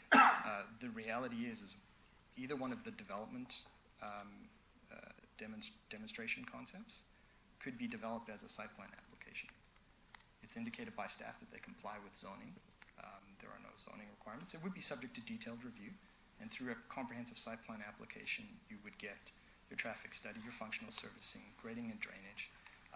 So the severance itself, again, it's our position that it facilitates the larger development of the retained parcel. But in terms of process, what's being demonstrated can be developed by way of a site plan application. And I think that was sort of one of the points that was missed to your question, is that yes, you could develop this as part of one site plan application for the entire parcel, for either one of the demonstration concepts. That's not our client's intent. As you can imagine, that's time-consuming and costly to develop a parcel of this size with that amount of square footage. And again, the consent application is intended to allow for freeing up some funds to allow the development of the retained parcel. Mm-hmm. So if I just make Sure. one last comment. You mentioned intent. Sorry, 1 second. Let me just call you when you turn. Ms. Stoffler is still commenting. You mentioned intent, so the intent is to develop. And so if I'm understanding it correctly, if there's an intent to develop, then I think the city has a valid point in suggesting that there may be a requirement for a street, or that there may be some other requirements. So I have to, I'm trying to pare down to the simplest points, but I think there's been a demonstration of intent to develop, and I think that's where we're looking at this application in terms of both the city and what we're hearing, what we're understanding. So the intent remains to develop, in which case then I would view this application as more than just severing a parcel of land. Okay, Ms. Doffler, and the gentleman wants to add something, but before that, okay, sir, if you can please come forward and your name and address for the record, please. Good morning, Mr. Chairman and committee members. My name is Avi Dhaliwal. Could you please spell it so it's easy for Secretary Treasurer to make a note? AVI, last name Dhaliwal, DHALIWAL. And your address, please? My address, 47 Kootenay, Kootenay Place, Brampton, Ontario, L6R2X4. And sorry, Mr. Dhaliwal, Ms. Myers is asking if you are the owner of the property. No, I'm not the owner of the property, but I've been involved with this application from day one with the owner and also with the... As an agent? Yes, as an agent. Okay. Yes. Mm-hmm. Okay, please continue. So I just want to clarify one question. Why this application was deferred several times, and at this point we are... what happened in the beginning, we tried to sell the site to develop the whole site. This property was sold conditionally to Hopewell Development to develop a 700,000 square feet warehouse with 3 buildings. So that's why the application being deferred. So we had many meetings with the city and city staff, and also application was presented to the council members. So at the end, the deal did not go through. Deal dropped like few months ago. So now the owner does not have any alternative to arrange that big amount of funds without severing this site to sell this portion to develop other site. So that is because we have tried many sources for last 2 years. So because this is a big investment and needs a lot of money to develop, almost like over $100 million project. So development, Hopewell did not go through it, and we tried with other bigger players like DHL or other companies. So far we were very unsuccessful bringing the bigger player to develop the whole site. So that is our reason to just only accommodate the severance, and then we can proceed with the remaining 22 acres, and if we can sell the smaller portion. If you have any question, I'm willing to answer it. Mr. Dhaliwal, this committee is very well aware about the past, as there was some negotiation going on and extensions came. So that's the reason we went out of our general procedure, and there was like record number of referrals for the public interest, because we understand this is a large parcel and for the betterment of the city. And if there's any negotiation going on, and if something better can be developed, right now it's sitting empty. But we share your concerns, and that was the reason that, even staff was number of times very cooperative on supporting all the deferrals, and so as Mr. Chung was here many times, and so as this committee was very kind and patient when they were dealing with your applications. But Mr. Power, you're the next, please. I think the challenge with this application is the intent to develop on the severed land. And with that, we don't have all the information. There's no studies being presented with the intent. So for me personally, I would put forward a motion to support the staff and refuse this application. Okay, so before there's a motion on the floor, but before I call the motion, we have reviewed all aspects, and I know you're filling Mr. Chung's absence, But in the last hearing, we did get to hear Mr. Chung's point of view, and this committee go through the presentation for Mr. Chung, just for your knowledge, as you mentioned. So at this point, as per the procedure, we have a motion on the floor to refuse this application and going with the staff's recommendations by Mr. Power. Do we have seconder? Seconded by Mr. Cope. All in favor?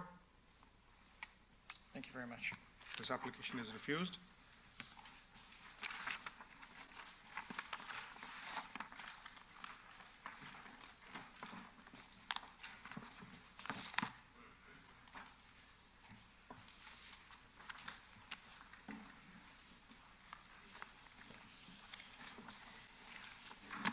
Calling application A19-159, Syed Badaloo and Samad Badaloo. The property is located at number 3 Cox Crescent.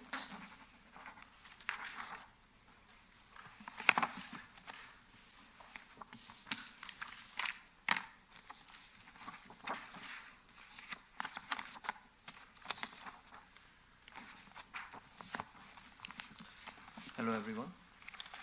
My name is Salman Ilahi, representing Conserve Architecture Inc. and my client for 3 Cox Crescent.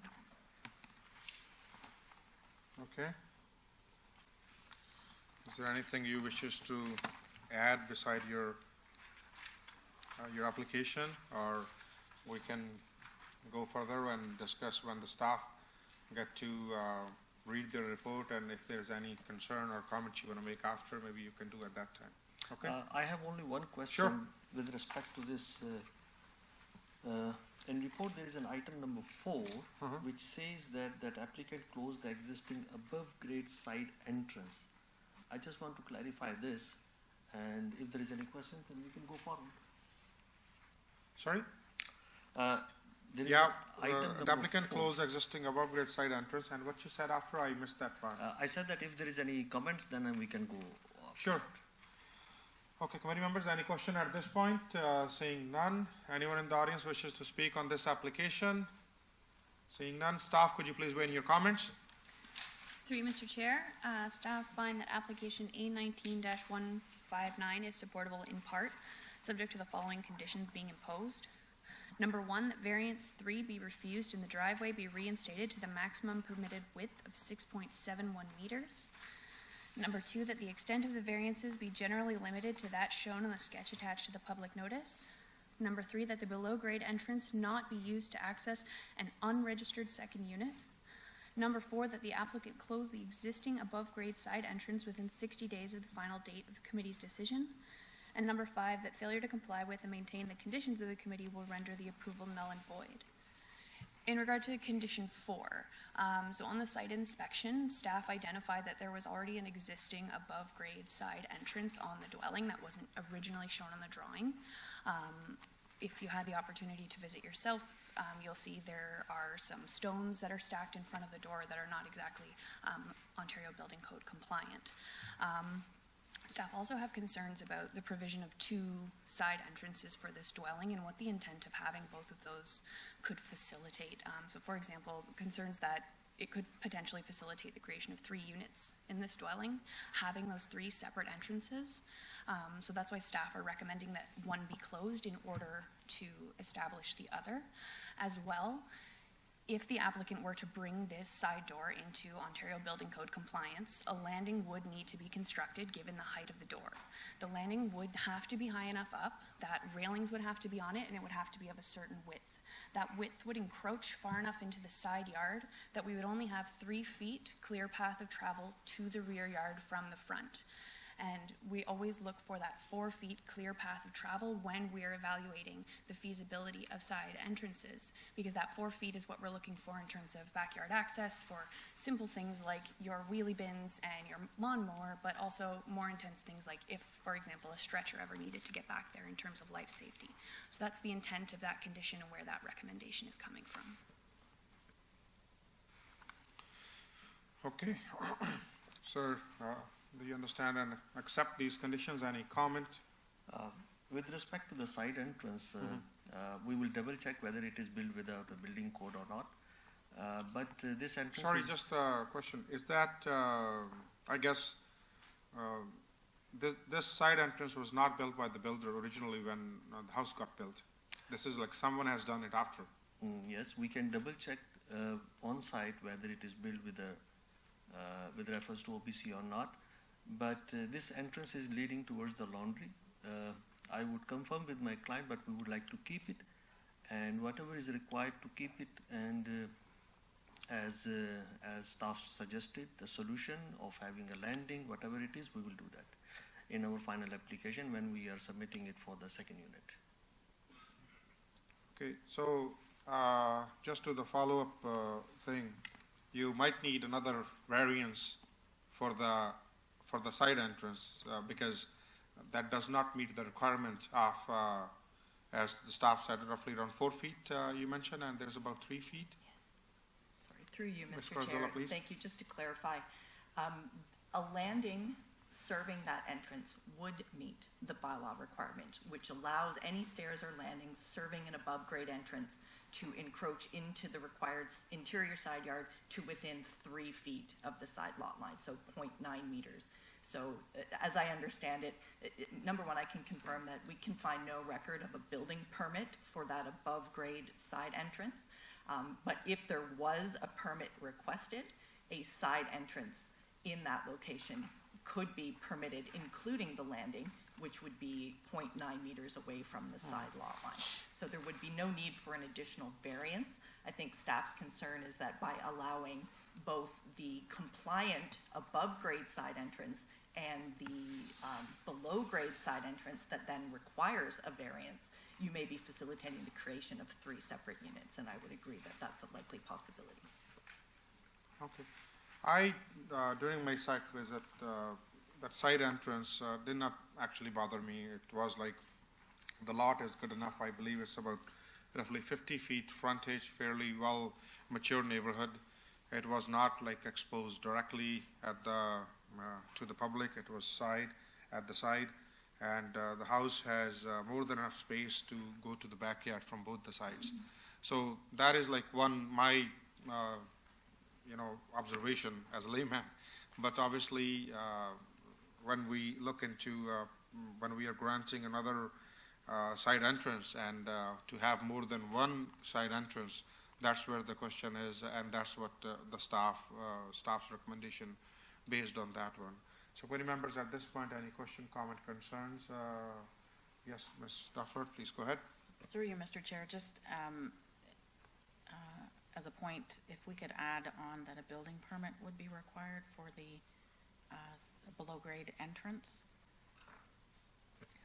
So through you, Mr. Chair, because the applicant hasn't constructed this yet, that condition isn't necessarily required to put a timeline on the building permit the way we would if it had already been constructed and was needed to be brought up to code.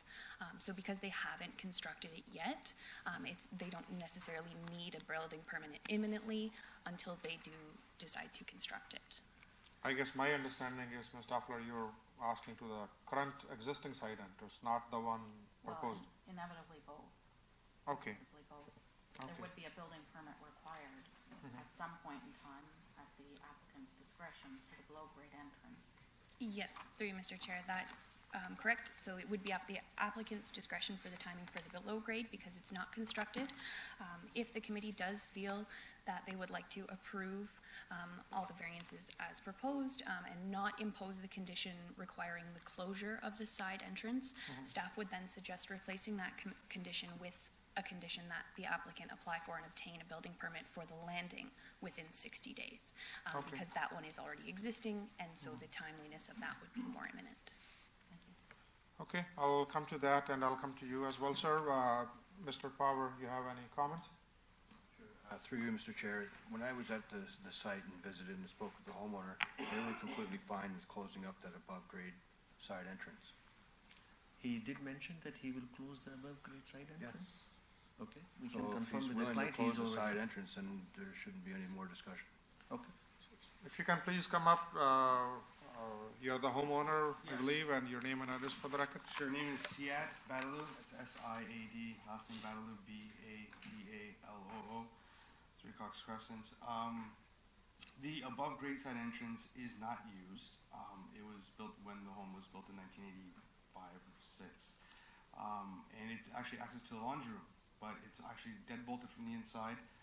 The landing that's currently there has always been there since we took possession of the home, and from previous photos, it's always been there since creation of the house, but we don't use it. It's dead bolted from the inside, locked from the inside, no one ever touches it, not even used.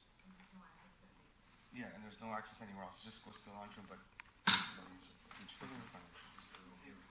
Yeah, well, closing up is like, well, do you have to actually board it up and put brick and mortar and all that stuff, or what do we mean by boarding it up, closing it up? I don't use it.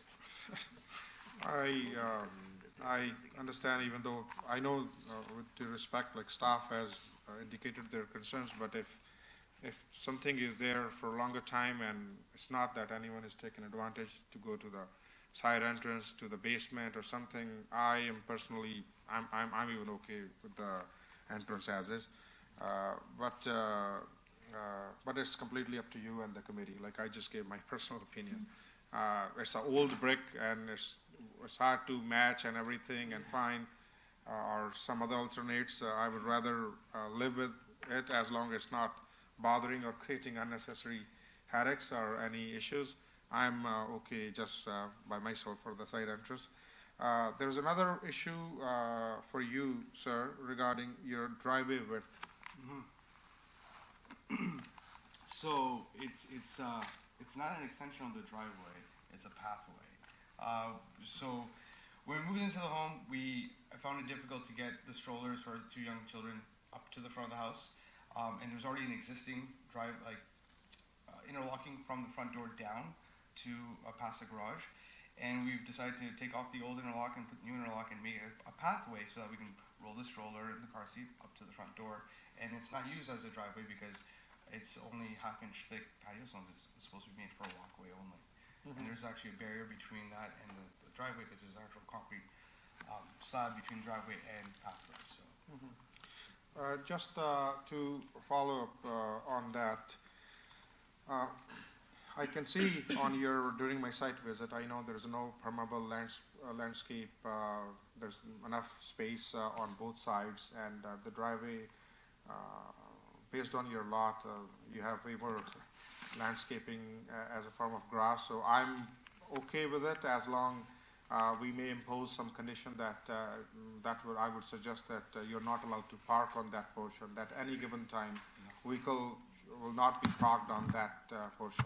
It would ruin my investment because it would crack every stone that I put on the walkway because it can't even hold a car, so no one's going to park on that at all.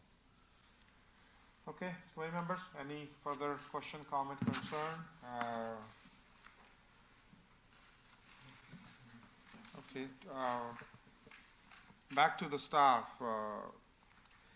As you mentioned about the existing above grade side entrance, if that remain as is, do we need to add some condition for us to bring under compliance that one? And if we can add another condition that no vehicle can be parked at any given time on that extended portion of the driveway or the walkway as per the homeowner. So through you, Mr. Chair, that we would need a condition to be added that a building permit be obtained for the landing for the above grade entrance within 60 days of the final date of committee's decision. And then if you are looking to impose a condition regarding parking, I would defer to Ms. Corzola just for wording. Sure. I would like to amend, I guess, condition number 1, Ms. Corzola. Thank you. Through you, Mr. Chair. My recommendation in that regard, if you're proposing to allow the driveway to remain, simply removing and replacing condition number 1 with a notation and a condition stating that the driveway extension, and then in brackets I would put interlock stone, shall not be parked upon by the whole or a part of a motor vehicle. At any given time. At any given time. Okay. I just want to clarify one thing is that if this variance is approved, we can apply in one permit both the entrances and a below grade entrance for the second unit. Is that okay, or there will be a separate permit required as per the suggestion?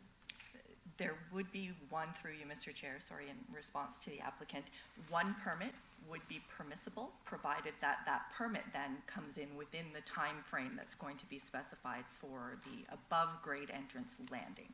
So if you wanted to move forward with that one, since there is a time frame on it, it would be simply for the landing, and then at a later date, you could apply for the below-grade and the basement finish for the second unit. Noted. Okay, all good? Yes. Okay, if no further discussion or comment, looking for a motion to proceed as amended by committee and accepted by staff. Motion put forward by Mr. Power. Do we have seconder? Seconded by Ms. Marcus. All in favor? This is approved. Thank you. Thank you.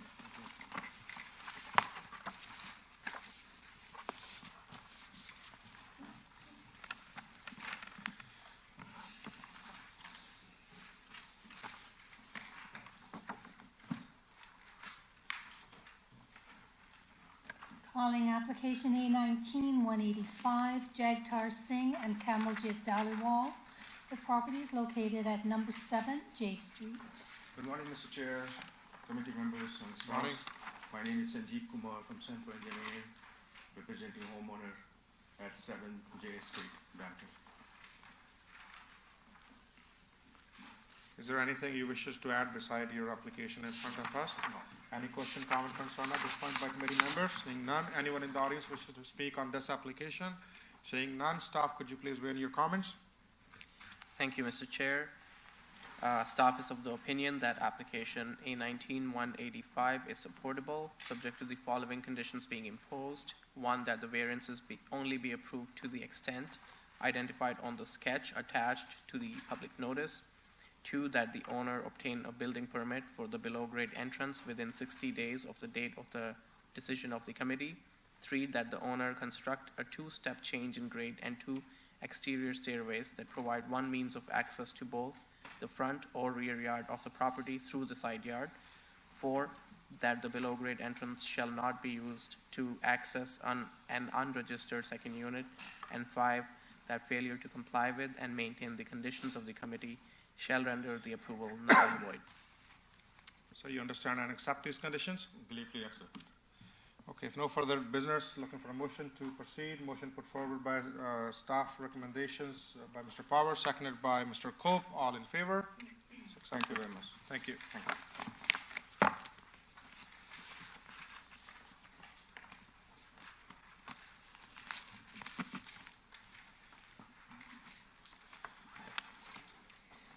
Calling application A19-186, Charanjit Singh. The property is located at 7956 Torgram Road, unit number 12. Good morning. Good morning, committee chair and staff. My name is Hitesh Khatri. I'm an architect and I'm representing Charanjit for this minor variance hearing. Address is 18 Spire Hillway, Toronto, Ontario, M2H 382. Would you like to add anything beside your application in front of us? Just one small thing.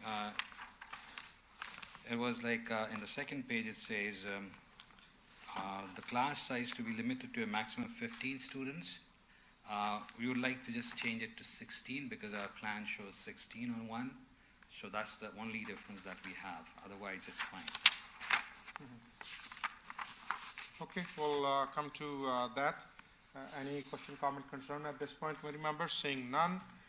Anyone in the audience wishes to speak on this application? Seeing none. Staff, could you please weigh in your comments? Thank you, Mr. Chair. Staff is of the opinion that application A19-186 is supportable, subject to the following conditions being imposed. One, that the variances only be approved to the extent identified on the sketch attached to the public notice. And with respect to the limiting the number of maximum students from 15 to 16 students, there will not be any impact. So we do not have any concerns with that. Okay. Thank you. If No further discussion, looking for a motion to proceed Motion to proceed. with staff recommendation With staff by Ms. recommendations. Marcus. Do we have seconder? Seconded by Ms. Stoffler. All in favor? This is approved, sir. Thank you. Thank you.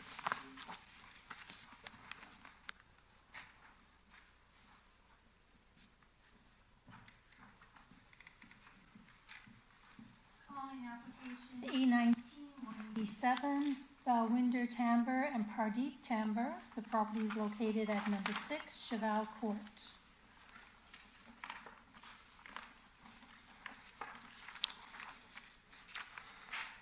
Anyone for the property of number 6 Cheval Court? Sorry.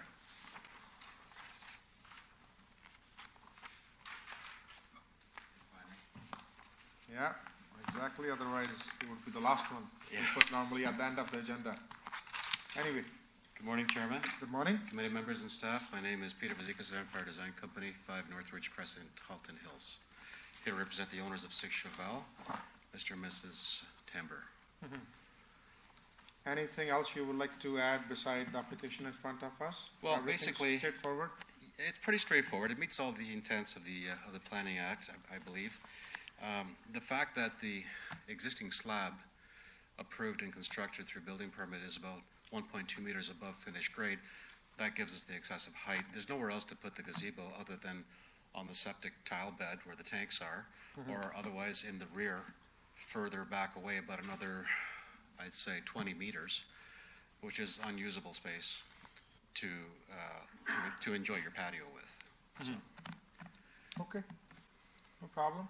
Committee members, any question, comment, concern at this point? Seeing none, anyone in the audience wishes to speak on this application?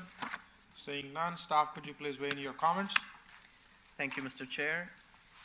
Staff is of the opinion that application A19-187 is supportable, subject to the following conditions being imposed.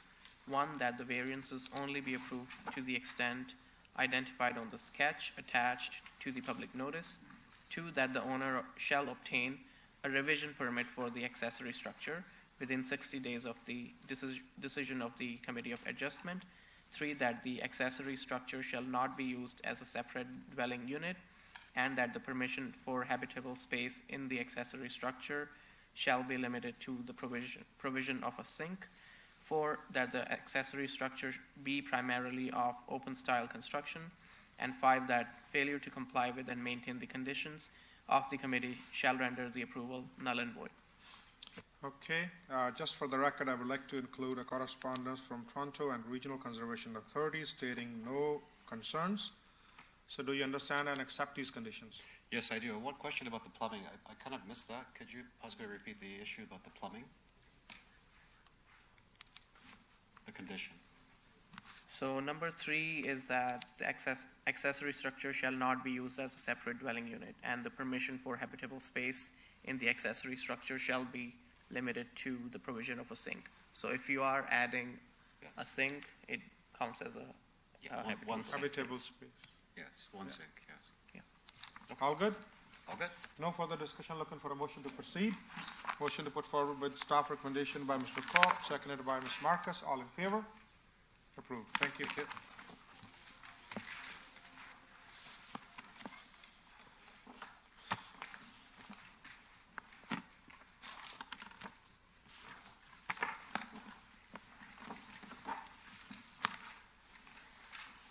Calling application A19-188, William and Lorna Watterson. Property is located at number 17 Frederick Street.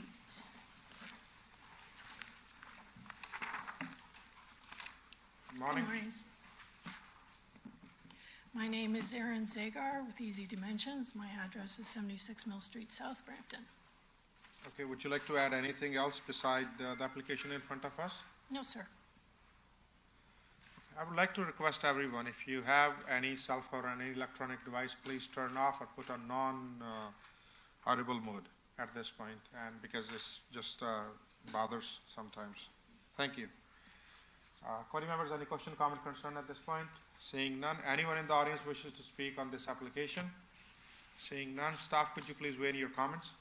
Thank you, Mr. Chair. This application was reviewed against the forecast under Section 45 of the Planning Act. Based on this review, the application was found to be supportable, subject to the following conditions. being imposed. Number one, that the extent of the variances be limited to that shown on the sketch attached to the public notice.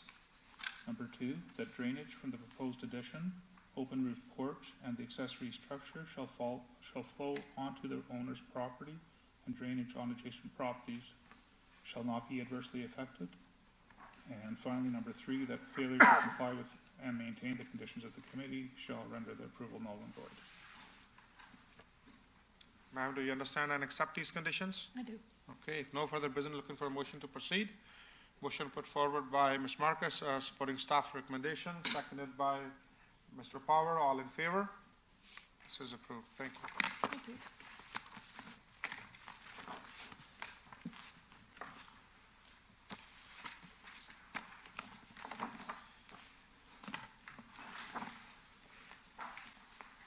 Calling application A19-189, Ganesh Murthy and Pinky Ganesh. The property is located at 57 Mediterranean Crescent. Good morning.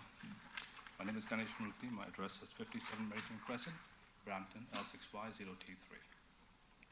You were here a couple of years back, a couple of times, I believe. For the sunroom, yes. Yes, for your backyard, for the sunroom and stuff. I'm sorry? For your backyard, make some correct, additions, for my right? sunroom. That's correct, yes. Yeah, well, that's good. It's been a We while. still remember. Anyway, who remembers any question, comment, concern at this point? Seeing none, anyone in the audience wishes to speak on this application? Seeing none, staff, could you please weigh in your comments? Thank you, Mr. Chair. Staff is of the opinion that application A19-189 is supportable in part, subject to the following conditions being recommended. One, that variance 3 be refused. Two, that the extent of variance 1 and 2 be limited to that shown on the sketch attached to the public notice. 3, that the owner shall obtain a building permit within 60 days of the decision of the Committee of Adjustment. 4, that the side yard entrance shall not be used to access a registered or unregistered second dwelling unit. And 5, that failure to comply with and maintain the conditions of the committee shall render the approval null and void. Okay. Thank you. Sir, do you understand and accept these conditions? Or No, my concern was point number 4, that the unit not be registered or unregistered as a second dwelling. I don't seem to understand that because I am going to be registering as a second unit and as a second dwelling, I'm sorry. Mhm. So he's saying to me, don't have it registered, access registered or unregistered, so. So staff can further comment on it, but and maybe, obviously we need Ms. Kaur as well as help here, but what my understanding is, because the path of travel does not meet the criteria under the bylaw, that's why staff is recommending this condition, that you can have this entrance, but you cannot use this for a second dwelling unit, whether it's registered or unregistered. Okay, now the path of dwelling, the pathway, sorry, this is what, how does, Yeah. okay. So, if I'm correct, the requirement zoning law permits me to have the property all the way through besides this part here. Is that your AC? Yeah. Okay. So I have the option to move it and still then I'm okay with the bylaws. Or I can just request for a variance because I think the bylaws is 1.2 and at the moment it's 1.05. So it's just that small little patch that's causing an issue. What you have right now is 3.44 feet, and the bylaw required is 3.94 feet. I think that's very minor. It's less than half a feet. Right? Agreed. The requested variance is for a distance of 1.05 meters. It is certainly less than a foot. And the requirement is 1.2 meters as a minimum. And it really is just the air conditioning unit and its encroachment into that path of travel that necessitates the variance. Certainly if the air conditioner was relocated to comply with the bylaw, which is the option that most individuals choose, then that would be, then in that instance, the below grade could be used to access a registered basement. Registered second. So what my personal 2 cents in this scenario, given the fact that this property is a corner property, they have good space on right side of the property when you go through Mediterranean Crescent from that side, and at the same time, this is something that's not like, even though it's bolted and it's permanent at this point, but given the fact this is a very, very, very minor and small, I'm okay with. If in the event you feel some obstructions in the future, you can move your AC simply to the other side, not just for that you have to do it, but if day to day that's bothering you, or for your second dwelling, that's what I would do as a homeowner. So unless committee thinks something differently, I'm okay with as is. Any question, comment, concern, or committee members?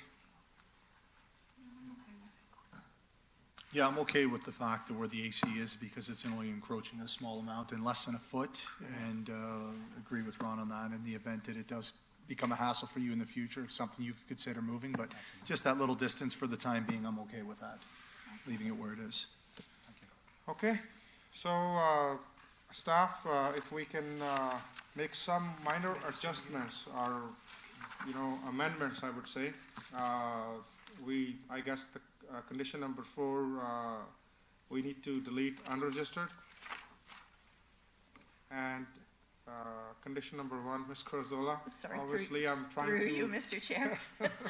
My recommendation in that regard would be that in condition number 4, you're going to remove the word access to a registered or unregistered. Sorry. Yes, you want it to say that the side entrance shall not be used to access an unregistered second unit. So if it's registered, it certainly qualifies as access. Variance 3, I would recommend that you add the condition, variance 3 shall be approved only to the extent indicated on the public notice. And that's just for the encroachment of that air conditioning unit, no other barriers within that path of travel. Okay. If no further discussion, sir, do you understand and accept these changes? Yes, I do. Yes. Okay? Thank you. That's good. Keep adding the value to your beautiful property. I will. Okay, thanks very much. So motion put forward by Mr. Kopp, seconded by Ms. Marcus. All in favor? This is approved.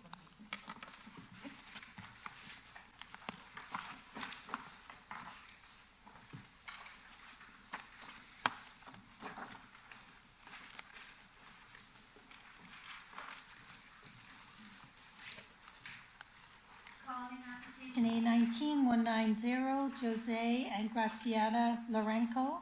The property is located at 57 Skelton Boulevard. Good morning, Chair, Committee, and staff. My name is Monica Thompson, and I'm here as the agent for Gracieta and Jose Lorenco, also known as my parents. Thank you. Would you like to add anything beside everything in your application? Well, I brought the pictures and the letter that I wrote and submitted in the application for the minor variance. We are seeking the minor variance, understanding that the land survey doesn't acknowledge for more driveway that exists before the sidewalk and the boulevard. So the property that we do have, the driveway that is there does accommodate for large vehicles. For example, my type, Toyota Highlander, and an F-150 truck that my brother-in-law parked and showed me as well. So we acknowledge and respectfully can say that we understand the bylaws exist for a reason. But having said that this driveway accommodates very well for different types of vehicles, and purposefully I think is sufficient enough, in my humble opinion, for a third parking space for a rental property to move forward with the second unit registration. Okay, we'll come to that when the staff present their opinion. Any question, comment, concern at this point, committee members? Seeing none, anyone in the audience wishes to speak on this application? Seeing none, staff, my initial observation when we look at it's a reverse pie-shaped lot. It's wide at the front and narrow at the back. The driveway, to me, is good, wide enough, but maybe there are obviously bylaws and the specifications under your watch. So if we can discuss about that, and you can put in your comments, please. Thank you, Mr. Chair. So the request for this variance is to permit one of the parking spaces for the creation of a second unit to have a depth of 5.15 meters. So staff is of the opinion that this request for variance fails to meet 3 tests under the Planning Act. With respect to the first test, the official plan states that where an application for a second unit fails to conform to any of the requirements of the implementing zoning bylaw, a zoning bylaw amendment shall be required. With respect to the second test, the intent of regulating the parking variance size, including the depth, is to ensure that it's adequately sized. And in this instance, it's a minor reduction, and this space can fit most of the cars. So this request meets the intent of the zoning bylaw. However, with respect to the test 3, desirable for the appropriate development of the land, and with respect to being minor in nature, the requested variance shall be submitted through a zoning bylaw amendment, which is the policy specified in the official plan, and hence it does not meet the last 2 tests as well. So, in order for anyone to create second dwelling unit, you need to have 3 car spaces, right? So in this case, 1 car can be parked inside the garage. So legally, if the way you explained, Mr. Katil, you can only park 1 car on the driveway, on this, like not the 2 cars? If I may Sure. simply respond. As far as the width of the driveway, it is a permitted driveway width. And yes, the width is wide enough to accommodate 2 cars side by side. The only issue here, because it is a required parking space for the creation of that second unit, is the slight reduction in the required depth, which the parking space has to be located entirely on the subject property, and that is within the 4 boundaries of the lot lines as indicated on the plan of survey. While a car can certainly physically fit there if it is sized accordingly, it is something that can be, legally done. So yes, a car can legally park there, but the size of that space, that 3rd space, does not meet the legal size requirements dictated by the zoning bylaw, which is 5.4 meters deep. In this case, we're about 9 inches short on the depth of the parking space in front of the porch stairs. Ms. Corzola, I obviously went there at the site, and driveway is long enough. There's a boulevard portions. Many people, they do park even though that's not legal, as we know. But there is space that a car can be parked not facing the house, but facing the road, parallel to the road. But I know we cannot really count that parking spot in these circumstances, but people do park sometime. We all know that. In other words, the 2 cars can be parked back to back on this driveway. However, I know the steps coming from the main entrance is leading directly to that vehicle, if the vehicle to be parked there, right over the drainage. So I do understand if someone is parking 2 cars back to back, that is something I would not support, even though many people might be doing it, and maybe the property owner or the tenant, whoever lives there, the 2 cars can fit in. But what my thing is, and as is proposed in your sketch, if the 2 cars can be parked side by side, to me that looks okay. If I or anyone, I don't know if the committee members could have difference of opinion, but at this point I'm okay with whatever the committee wishes to go ahead with the majority. If I may, through the chair. Sure. I understand what you're saying. Sometimes the current tenant who's in the unit right now, she tends to park closer to the garage, but there is sufficient, because, as you have said, the driveway is long enough, she doesn't have, it's not necessary for her to do that. She can park, like 2 cars can be parked side by side.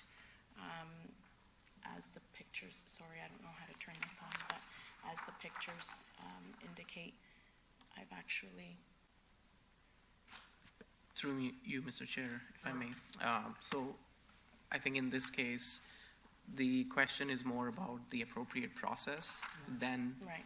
the space itself.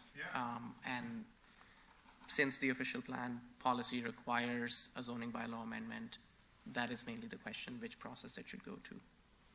Thank you. And through the chair, if I may, I guess our difficulty is visually and, factually, we can park the cars, but we, as I have said respectfully, understand that the land survey does not account for this portion that's here. So technically, our land ends around somewhere behind my back tire here, and it's not accounting for this driveway that's here, which we take care of and salt and do all of that sort of stuff and shovel, but that's neither here nor there. Cars do park there, when guests are there. When my father goes there to clean up the property, that's where he parks. So I figure that, if a minor variance can be granted, we would very much so appreciate that, because we see this as minor. Humbly and respectfully, we do see this as very minor. Thank you. Mr. Power, you want to make some comments? The challenge is the stairs. The stairs encroach too far onto the driveway, right? So if you're looking at the stairs themselves, the actual garage door then becomes inaccessible by a car. I mean, you run the risk of hitting it. As I'm through the chair, cars have been parked in the driveway in the garage. Excuse me. So, are you saying, if I may clarify, are you saying that currently a car cannot go through and park in the garage? It would be tight. It does happen, because I know they do. Cars have been parked in that garage, and we haven't modified the length of the stairs at all. The stairs are the way. Like we haven't brought them out at all. They're the way they've always been. I understand that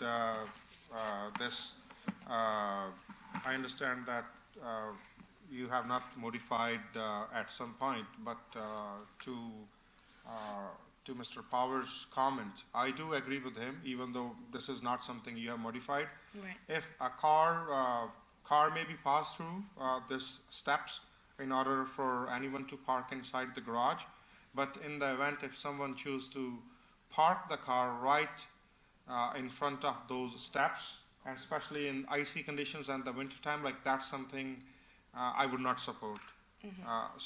But in your sketch, as you showed, like 2 cars showing side by side, that is something, if it's the matter of 9 inches, if that is something can be looked after, and that's what the committee choose to go ahead with, I'm okay with it, but definitely not parking 2 cars back to back. I understand. Yep.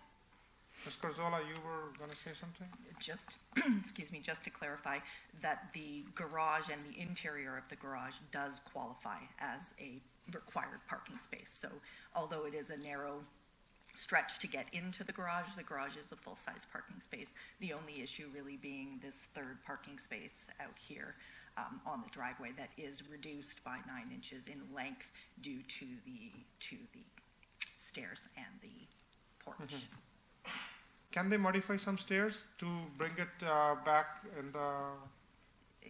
That is something can be done? Yes, through you, Mr. Chair, yes, and that is an option that is exercised by many people where their porch, because we do have a lot of these, sort of side split, back splits where, they do have a second front door right in, easily accessible from the front yard, and that is an option that many people will exercise. They'll reconfigure their steps to run down parallel to the driveway and remove that portion of the stairs and porch that is encroaching onto their... Now, in this case, it may be difficult because they do have a front door that will require a regulation size landing. Their door isn't positioned over to the far edge of the steps. It looks like it's right at the top of the steps according to where the arrow is placed.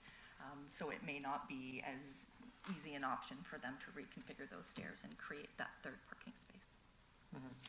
Please correct me if I'm wrong. In the event those steps are a little bit shifted at the back, then they would not be in front of this committee as they already.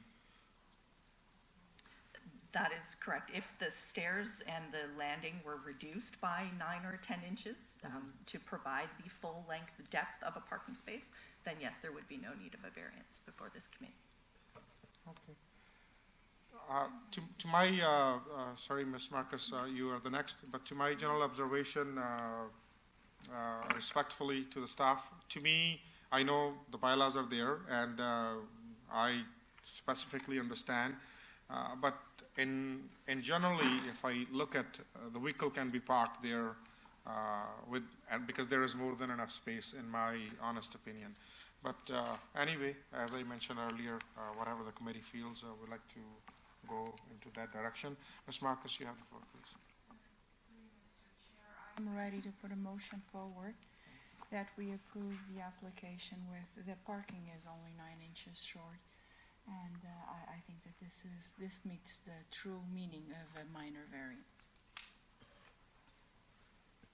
Okay. Ms. Marcus is going to put forward a motion, but before that, we would like to have those recommendations by the staff. If Ms. Corzola, you can assist a couple of conditions. Through you, Mr. Chair, I really don't have any recommendations for conditions. I suppose the only one that might come to mind is that the variance be approved only to the extent indicated on the public notice. Sketch? On the sketch, yes, sorry, indicated in the public notice. There's no need for any remedial action or building permits associated with the reduced depth of a parking space. And failure to comply? If they are going out of sketch? Certainly, yes, failure to comply. So based on these two conditions, Ms. Marcus, I guess you would add that in your motion? So we have a motion put forward by Ms. Marcus with two conditions. Do you understand and accept that, ma'am? I believe so. Okay. Not believe, so you have to be specific. I think this committee is more than lenient for your scenario. I understand it. Okay, thank you. Seconded by Mr. Cope. All in favor? This is approved. Thank you. Thank you very much. Welcome. Thanks.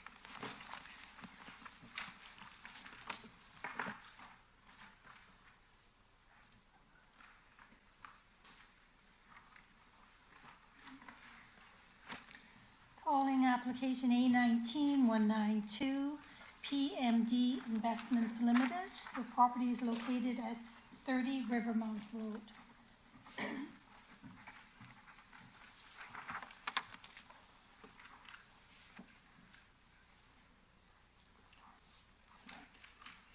Good morning.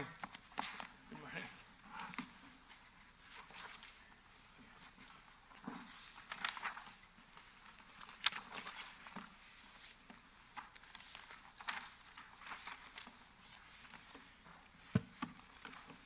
Good morning, Mr. Chair, members of the committee. My name is Patrick Pearson with Glenn Schnart and Associates.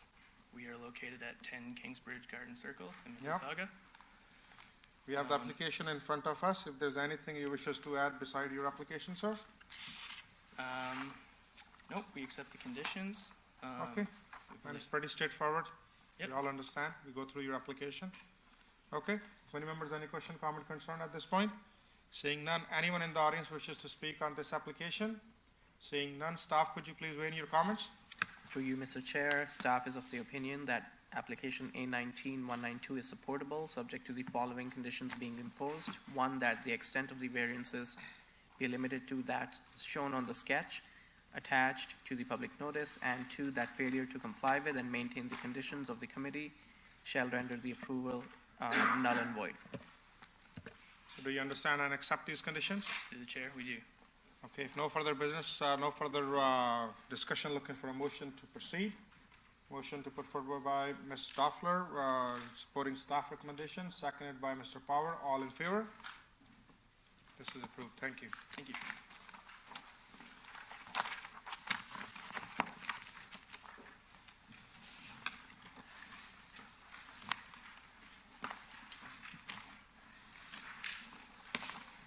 Calling calling application A19-193 Shailesh Kumar Patel. The property is located at 68 Seahorse Avenue. Good morning. Everybody. Your name and address for the record, please. Shailesh Kumar Patel, 68 Seahorse Avenue, Brampton. Hi, Okay, would you- everyone. Sorry. My name's Amy Patel. I also live at 68 Seahorse Avenue. My dad's English is not the greatest, so I was hoping I could speak on his behalf whenever Sure, you have no problem. questions. Is there anything you wish to add beside your application in front of us? There were a few things. We can either say that now or after the staff. Yeah, made their let's comments. go through staff recommendation and Yeah. then we can talk. Board members, any question, comment, concern at this point? Seeing none, anyone in the audience wishes to speak on this application? Seeing none, staff, could you please weigh in your comments?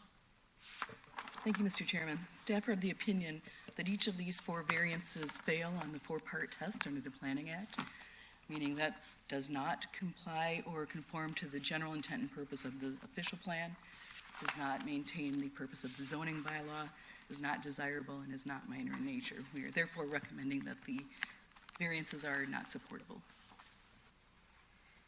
Okay, so one of the points that we wanted to make was in our amendment letter. The third point says that the home occupation that we can have is 15% of the total area. For us, our home area is 144 square meters, and 15% of that would be 22 square meters, but here it's stated that it's 15 square meters. It's still in the minor variance aspect, but it's not as big as almost doubling the use of our home. So that was the first point that we had. The second point that we had is that we are proposing 2 home businesses, tutoring and the stitching and alteration. But I wanted to say that we put it on the application, but the stitching alteration is not public. Like, it's only open for friend and family. We're not advertising it. We're not commercial. And that business generates only about 1 or 2 visitors every couple of weeks. So in regards with the parking and everything, I think that's not too big of a concern. The third point that we wanted to make was my dad tutors about 1 to 4 kids within 2-hour periods on weekends and weekdays.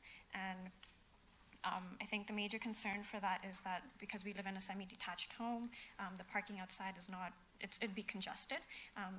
We wanted to defend that by saying that when their parents are dropping off their kids or picking them up, they're out within less than a minute. So when they're dropping them off, they drop them off and then they drive off. When they're picking them up, the kids tell the parents that they're ready to go. They come outside, they get in the car, and then they leave. So like the congestion's, I don't know, maybe like a minute every 2 hours for the time that he teaches. And I think that's with regarding to the application that we wanted to make. We have a couple of statements, we have a few statements and signatures from neighbors saying that they don't have a problem with our business, that it's not causing parking problems or any congestion in the street. We can provide that for you if you want. Sure, you can provide to Secretary Treasurer.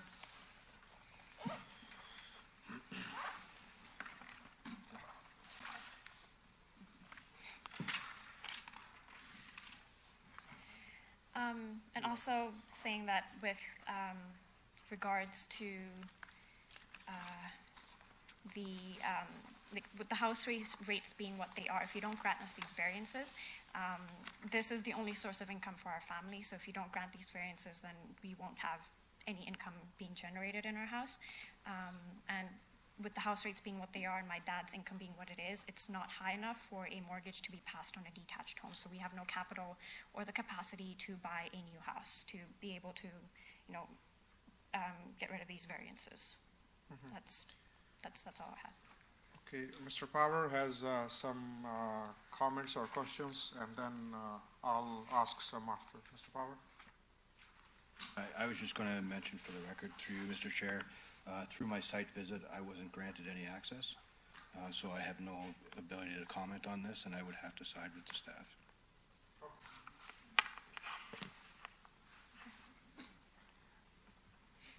Just a question to the staff. Is these two the tutoring and alteration, is that something the applicant came with, or we got some sort of complaint by the neighbors, or what's the why they're here in front of us, in other words. Through you, Mr. Chair, excuse me, I suspect that there was some enforcement action. I see a recent indication of a bylaw enforcement inspection that would have identified 2 different home occupations operating from the same property, both of which are of a type of home occupation that wouldn't be permitted in a semi-detached dwelling. Okay. As you mentioned that clothing alteration is not advertised anywhere. If it's not advertised anywhere, it's just for family and friends. How would anyone know? And why would you include that in the application?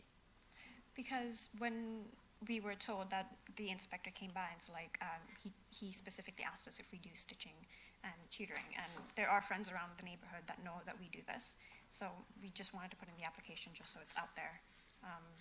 But yeah, it's not a business that we're doing. Mm-hmm. So just my one question, Ms. Corazella, maybe you can help. If they just come with the one use, like for example for the tutoring, if they want us to allow just for tutoring, I guess the bylaws would be different for that. And the second follow-up is, because they have a semi-detached dwelling, if it's a detached dwelling, then it's different? Or it's just they go by the square meter space? Thank you. Through you, Mr. Chair. In response to the first question, if they were to remove the request or withdraw the request to permit the stitching business, there is a risk to them in the future should there be a complaint filed and it is identified that they are running a business. Although it is for family and friends or by appointment only, it is still a source of income, and obviously there could be people who are either unhappy with the service or people walking by who notice and might make inquiries. It is something that certainly they can withdraw that portion of the application, but they may run the risk in the future of that being identified as a non-permitted home occupation. In respect to the second part of your question, you are correct. A tutoring business may be a permitted home occupation in a single detached dwelling, up to 15% of the floor area of the dwelling.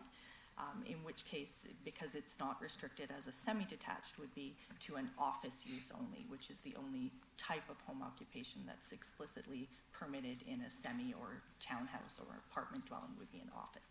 So that's why the type of home occupation is also at issue here, just because of the number of people that are involved, generally speaking, with these more public-facing home occupations, hair salon, things like that, and because of the noise and people that may be associated.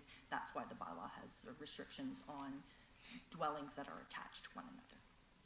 Mm-hmm.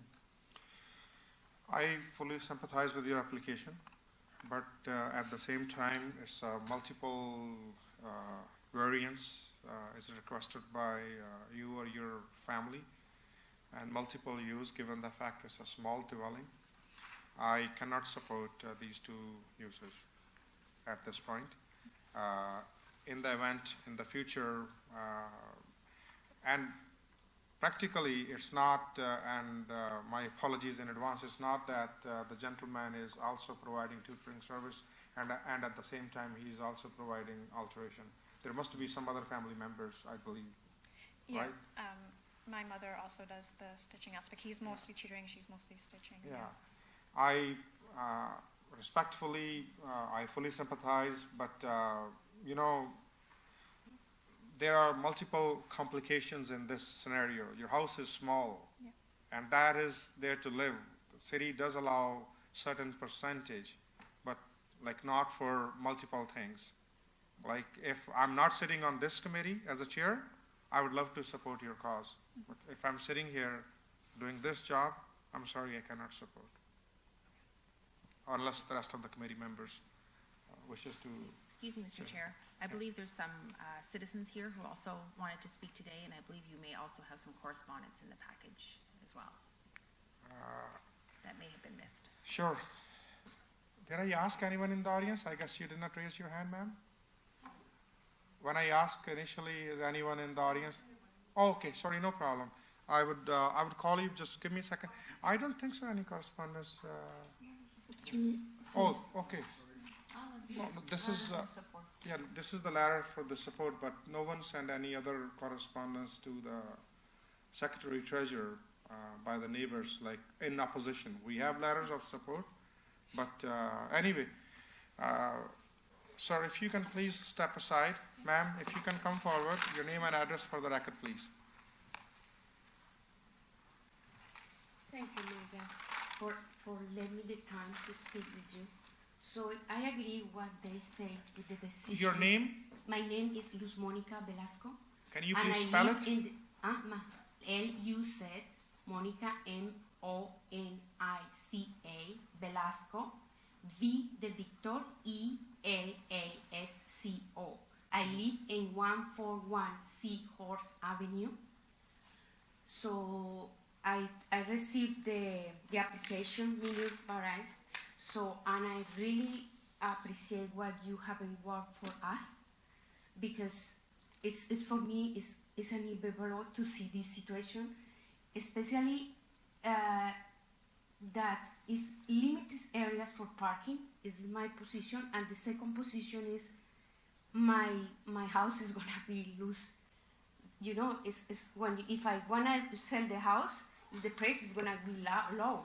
Because with this, a lot of parkings, with you know, when many people come in and they have their own business, it's gonna be worse for me and for all our neighbors. I don't know why they accept this, and you accept them, it's gonna be our neighborhood is gonna be that. Thank you for help us with this decision. That's what I said. Thank you.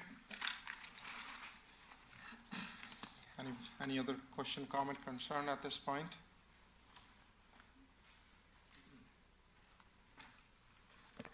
If not, looking for a motion. Would you like to add something else? Yeah, just one thing.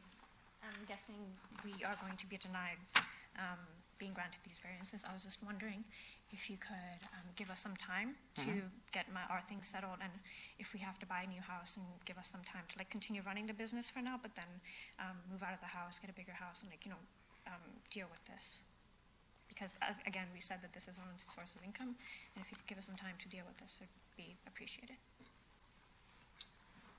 I guess if any decision made by committee here today, it's not that you need to shut down the business effective immediately, or is there some time to work with the staff?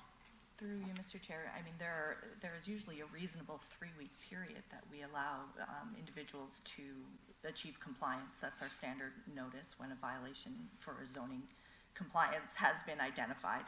I think that the applicant is requesting, if I may, a temporary approval of sorts where the committee actually endorses the use for a brief period of time, and certainly I don't think 3 weeks is going to allow them time to sell their home and set up shop somewhere else. So while it may be possible to work with staff in a very limited way, it is a zoning violation, and ideally the operation would cease immediately is typically what we would like to see, and certainly within a 3-week period, which is reasonable for where you've just established a use that simply isn't allowed. There's no construction required. It's just that the activity needs to cease. So for the time frame, go ahead. Sorry?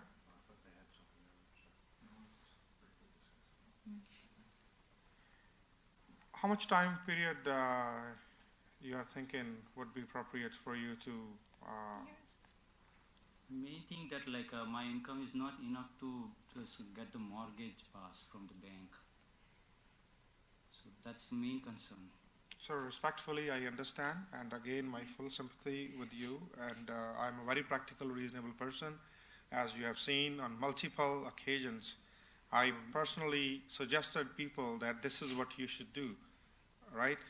At this point, it's beyond my scope, and I do respectfully understand your situation, but this committee is look for something different. It's not, obviously we get to hear that why we are not really to stop anyone for any kind of activity, but if you are doing some action or I'm doing something at my home and that bothers my neighbors, under the Act, they have all the rights to come forward and complain, and that's why city initiate this process, and that's why you're here in front of us. The problem right now is you have multiple usage you have operating from your home. What you might need to do, I guess, you need to work with the staff, and maybe you can eliminate one of the use out of both the use, out of both tutoring and clothing alteration. You need to work with the staff on that note. You might need to relocate one of your business or one of your use you're operating currently from your home, from your small home, elsewhere, where your neighbors are not being bothered, and that satisfies staff's concern. At this point, if you, it's entirely up to the committee. If the application, if the application proposed as is, as I said, the problem over here is one of the member, he indicated he did not grant the access to your property. So he cannot comment on that because he did not get a chance to see what's going on. And so remaining 4 of us, I'm not in agreement as your application proposed. One suggestion is by the committee member is to get a new date if the committee member can get to visit your property. And meantime, if you can work with the staff and maybe you can do your own calculation whether you want to keep the tutoring business or you want to keep the clothing alteration business or you want to relocate your other options. If you can work with the staff meantime, this committee can certainly look into deferring your application and giving you a new date. However, I did ask in the beginning of this meeting if you had these concerns. I know maybe you are not familiar with this practice and you are representing yourself, which is completely okay with us. But I did ask, like, if anyone looking for any withdrawal or deferral in the beginning of the meeting, because this is just, we're going through back and forth and we need to be timely manner and we have big agenda on the file. So committee members, if that's what I guess the suggestions came to me at this point. If this is what committee wishes to move forward or anyone wants to make a comment, you're fully entitled. But at this point, if committee is requesting, if you're requesting a deferral, that for example, if you wanna come back, we have a scheduled date in January the 7th, or I guess in later in the January or in February, we can look something like that because December hearing would be too soon for them. January 21st? I don't think so. January 21st is the date. That's only 2 weeks. We have one on January the 7th. It has to be end of January. Through the chair, I can confirm that we do have 2 meetings in January that are a little bit closer together. Oh, okay. One is on the 7th and the other one is on the 21st. Okay. We all good? Okay, ma'am. Yeah. Committee can look your request to defer this application to January 21st date. Okay. But meantime, you need to decide and work with the staff. Yeah. And in the event our committee member wishes to make a visit, the access has to be provided. Okay? So looking for a motion to proceed if we are deferring this application to January 21st. Motion put forward by Mr. Kopp to defer January 21st hearing, seconded by Ms. Marcus. All in favor?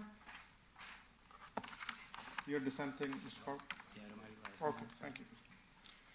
Okay, so please work with the staff, and I know there are holidays and stuff, but do your best and see what's the best solution. As we are here to find the solution, we are here to help the people, but all people, not just one particular person.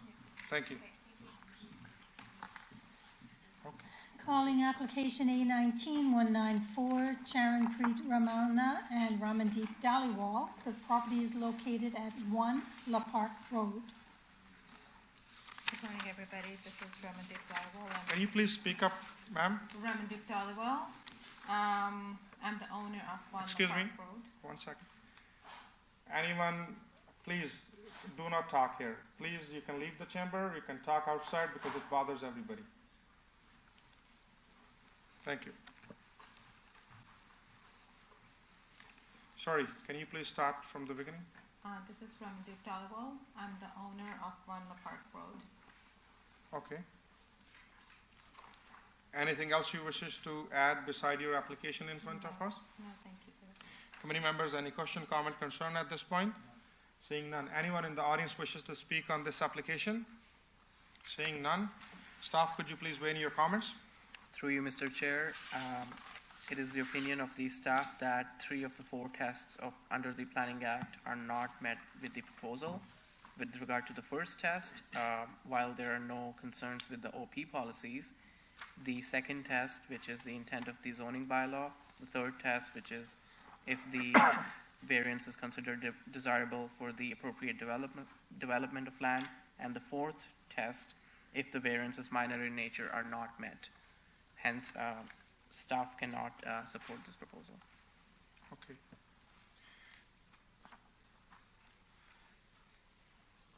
Do you understand and accept staff recommendation? I do. So that means your application is going to be refused. You understand That's that? correct. Just one quick question. I don't have too much knowledge about No problem. the rules and regulations, but just wondering if it's not here, can we expect to look for an entrance over here? Just because we have little kids and they use the backyard all the time, we were just concerned about our kids' safety and privacy. That's why we were considering a side entrance where we are not touching our backyard. So we're thinking, if it's not here, can this be the possibility at all? Mm-hmm.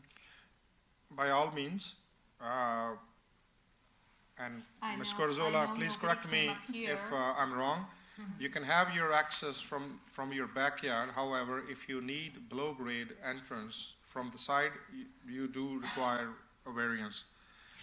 Somehow, this location you choose, or the proposed location here, that's not appropriate because obviously this is visible from, and the look will not support your application. That's right. Whoever designed this for you, they should have done a little bit more creative and better way. They should have gave you some options from the side or from the back, because in the event now we are going to refuse your application, and then you come back from another side, you have to pay the fee again, That's true. right? So It was again part of miscommunication as well. I know nobody came up here from the neighbors, but they were concerned too. We're glad that our neighbors were just too supportive and they just stood by us. So they were also concerned that it would kind of take the look away of the neighborhood. But this is one of the options we were trying to keeping in consideration. I understand. As a homeowner, you just gave your you maybe give your suggestions. Whoever proposed this, that this is what you want here, rather than having another side of the house. But at the same time, that was without commenting on someone's capability. But they should have advised you better on this, because as a homeowner, you don't know about your bylaws or what is allowed or what staff or the committee may oppose.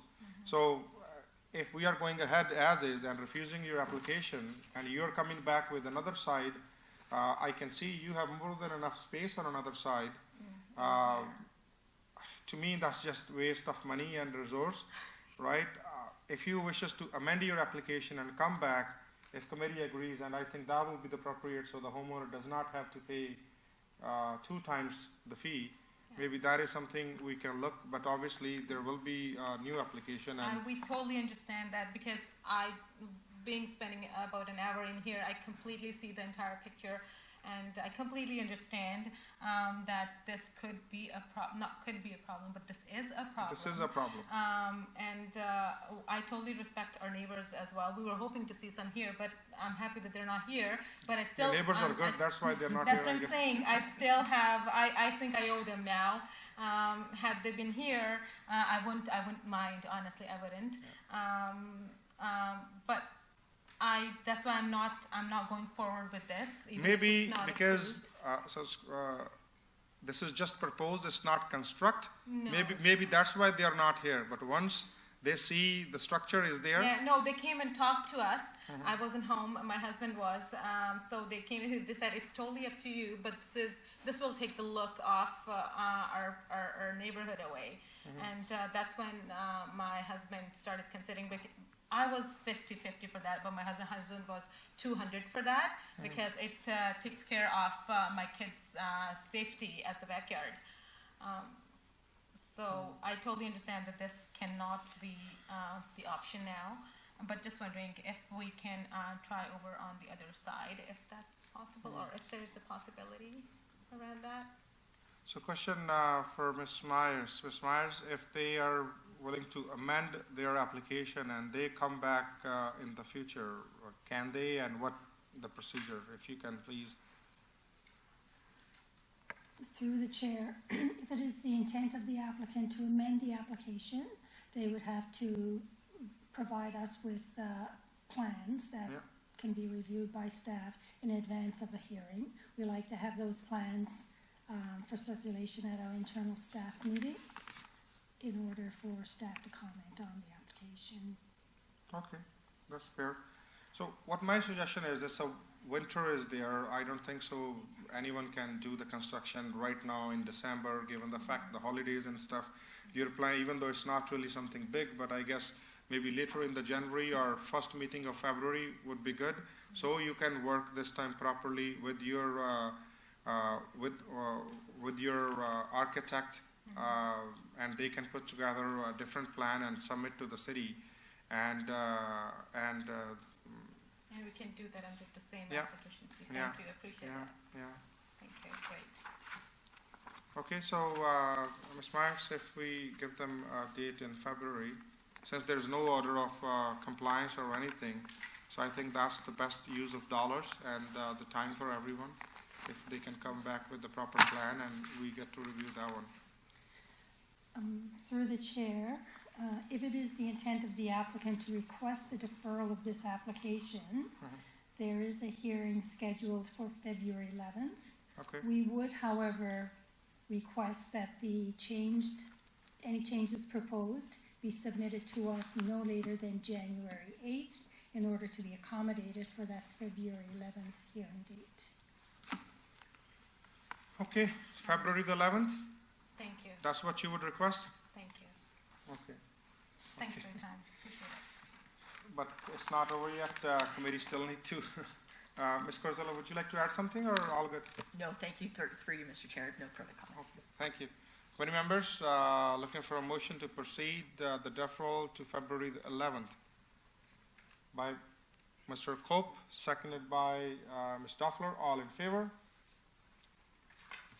Thank you. At this point, we'd just like to have a quick break, and it's 11:51, and we'd like to be back here at sharp 12 o'clock.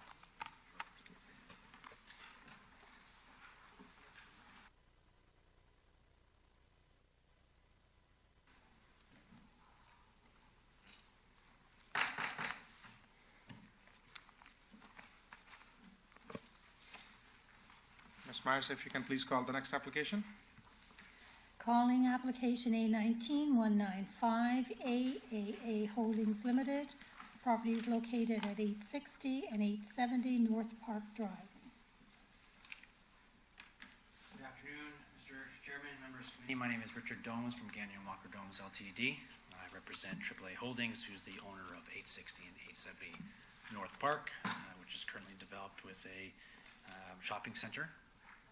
Recently, earlier this year, committee and city staff approved a second building on the site to increase the size of the shopping center to 2,000 square meters. The variances in front of you today are to remove the restrictions on certain uses that are already permitted. No further building additions are proposed as part of this application. We believe the variances meet the 4 tests, and happy to answer any questions or clarifications that the committee may have. Sure. Committee members, any question, comment, concern at this point?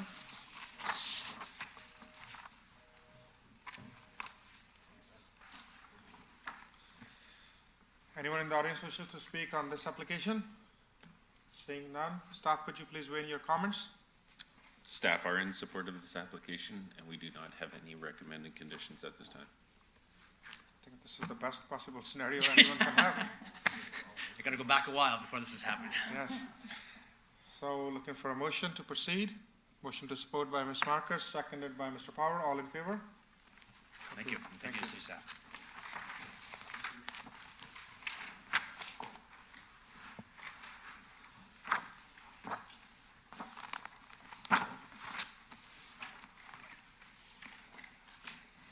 Calling application A19-196, Sarwan and Stephen Ramanarine. The property is located at 21 Deer Park Crescent.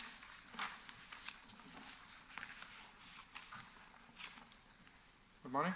Good morning. Good afternoon, sorry. Good afternoon. So I'm Sarwan Ramnarayan. My son Stephen.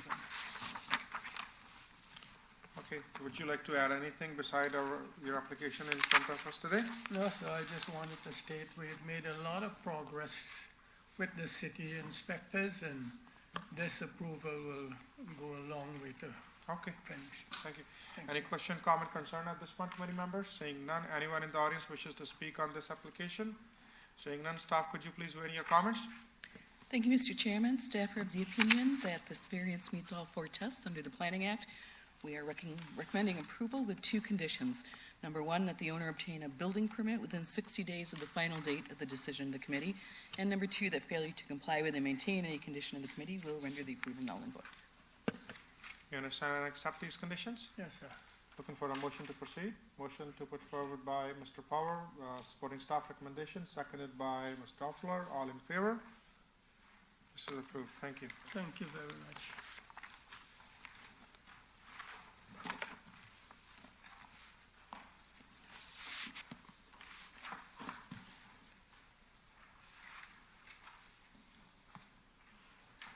Calling application A19-199, Sama Asif Hashami. The property is located at 16 Madison Street.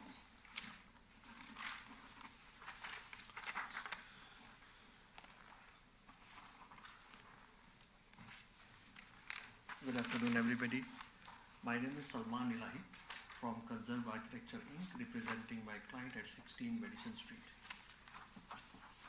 Would you like to add anything beside the application in front of us? Committee Chair, it's a very simple application of an as-built below-grade stairs, seeking a relief of only 2 inches for the permit of a building second unit. That's it. That's fine, no problem. Any question, comment, concern by committee? Seeing none, anyone in the audience wishes to speak on this application? Seeing none, staff, could you please weigh in your comments?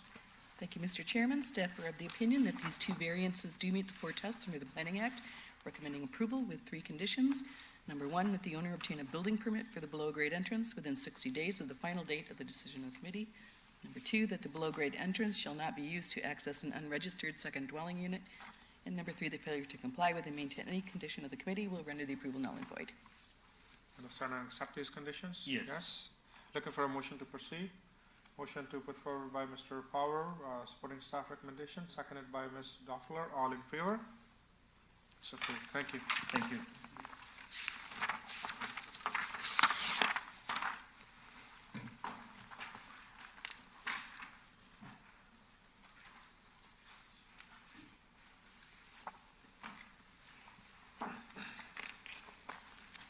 Recalling application A19-156, 265-2367 Ontario, Inc.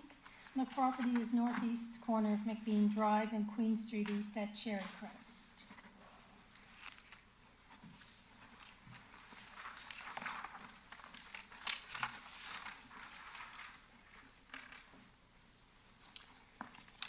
Thank you, Mr. Chair. For the record, my name is David Capper with Glenn Schnarr and Associates. Our mailing address is 10 Kingsbridge Garden Circle, Mississauga, Ontario, L5R3K6. So would you like to add anything? I know we already had lengthy discussion about this in the beginning, and concerned neighbors are still here. Thanks for spending this much time and bring in other aspects. Would you like to add anything else besides you have said earlier? Yes, sir, I would. Just for your background, I'd like to give you a bit more information about Sure. the application. And certainly, we were hopeful that this information could be presented in advance of the hearing, but unfortunately, that's not the case. So I think there is benefit to getting a better understanding of exactly what the application is proposing. Through you, Mr. Chair, you have a minor variance application which seeks permission for a temporary one-year variance to allow for the parking of construction vehicles and tractor trailers. The property in question is bounded by Queen Street to the south, McVean to the west, Ebenezer to the north, and Cherry Crest Drive to the east. The application actually only applies to a 0.85 hectare portion of the parcel. So it's the northeast corner of the parcel, and it's shown in gray on the map in front of you. The entire parcel is just over 4 hectares in size, so it's a very large parcel. Through you, Mr. Chair, our client, IFS Logistics, is a very large logistics company. They have about 1,500 employees. They are headquartered in Brampton, and they have a fleet of about 500 operating trucks. I've had a discussion with my client with the intent of what's proposed, and I've been told that there is they have an upcoming inventory for their fleet of new vehicles. They recycle through the older vehicles and replace them with new vehicles. So the proposed parking that is to occur on the property is those unplated inventory vehicles that aren't in operation yet. So they're brand new trucks. They don't have the company logo on yet. They're parking there as an interim solution before they are moved into the fleet. So it's not a trucking operation per se. It certainly, by definition, is defined that, but by use, it's a temporary parking similar to what you would have for a vehicle dealership, where they have their inventory parking on a vacant parcel in advance of being moved to the vehicle. So I understand that's what the proposed variance is seeking. Certainly, you have a staff report before you this afternoon, which recommends refusal. It's my position, sir, to you and the committee members that this is a temporary use variance. It's being sought for a period of 1 year. It's for a relatively low impact use, fairly benign in terms of certainly the fears that were identified by the residents. And it's an interim use of the property to a development which is occurring on the property. As I understand it, building permit submissions for the approved development are imminent, and this is just a way of utilizing the property that's owned by our client, and facilitating a part of their business on a temporary basis. Through that, Mr. Chair, I have nothing further to add. I'm happy to answer any questions should there be any. Sure. Committee members, any question, comment, concern at this point? Seeing none. Anyone in the audience? I know the 2 people are there. We already have your name and address. You're more than welcome to come if you want to add anything. Beside, you have already said you have all the right to say something. You can more than welcome to add, because this is the time we are reviewing the application. The reason for me to ask this again, because I did ask both of you to limit the conversation at the beginning, because at that time we were just we were just going through the procedure, whether we are reviewing this application today or at the future date. Thank you. It's Michelle again. I don't know if this is going to show up, how well it'll show with the map there. You also have a fire station there. Yeah, I think There's an issue with Station 213. I face Ebenezer, so I see that fire truck. Yeah. And That is, I think, opposite to the community center and behind this plaza. beside right? the plaza. Yeah, beside the If plaza. you're on Ebenezer, so Yeah, right beside the plaza is the fire station, right across is the new community center. Those fire trucks, majority of the time, they go west. I don't know why they don't go to the east side. but like down Towards McQueen, Ebenezer. you said? They go west. They go up Ebenezer to try to turn on to McQueen, or they turn on to Cherry Crest to get to Queen and go where they're going. Having these trucks that he says would be like a dealership, I kind of find it hard that these trucks aren't going to be moving in and out all the time. It says for storage, but it also says construction vehicles in this application. So I don't know if that's backhoes, dump trucks, other than tractor trailers. Maybe staff What are can clarify. construction vehicles? Maybe staff can clarify like what exactly can.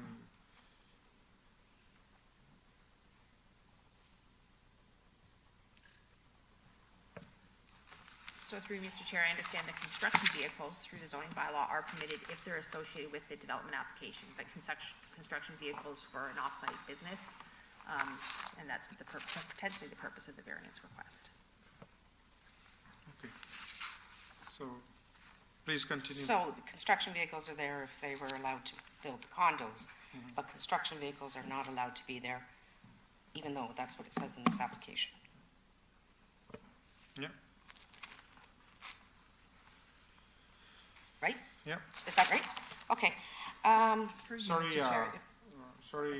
Michelle, Ms. Corzola wants to add something. My apologies. Just to clarify, the application is seeking approval to also store construction vehicles, whether they do or not. Obviously, they're suggesting now it might just be new oversized trucks or some sort of oversized motor vehicle that would be sitting there. But yes, construction vehicles and construction equipment would, generally speaking, be permitted only as a temporary use that is incidental to construction in progress. This application is seeking to have those construction vehicles be stored on this site, parked or stored, as requested in this variance.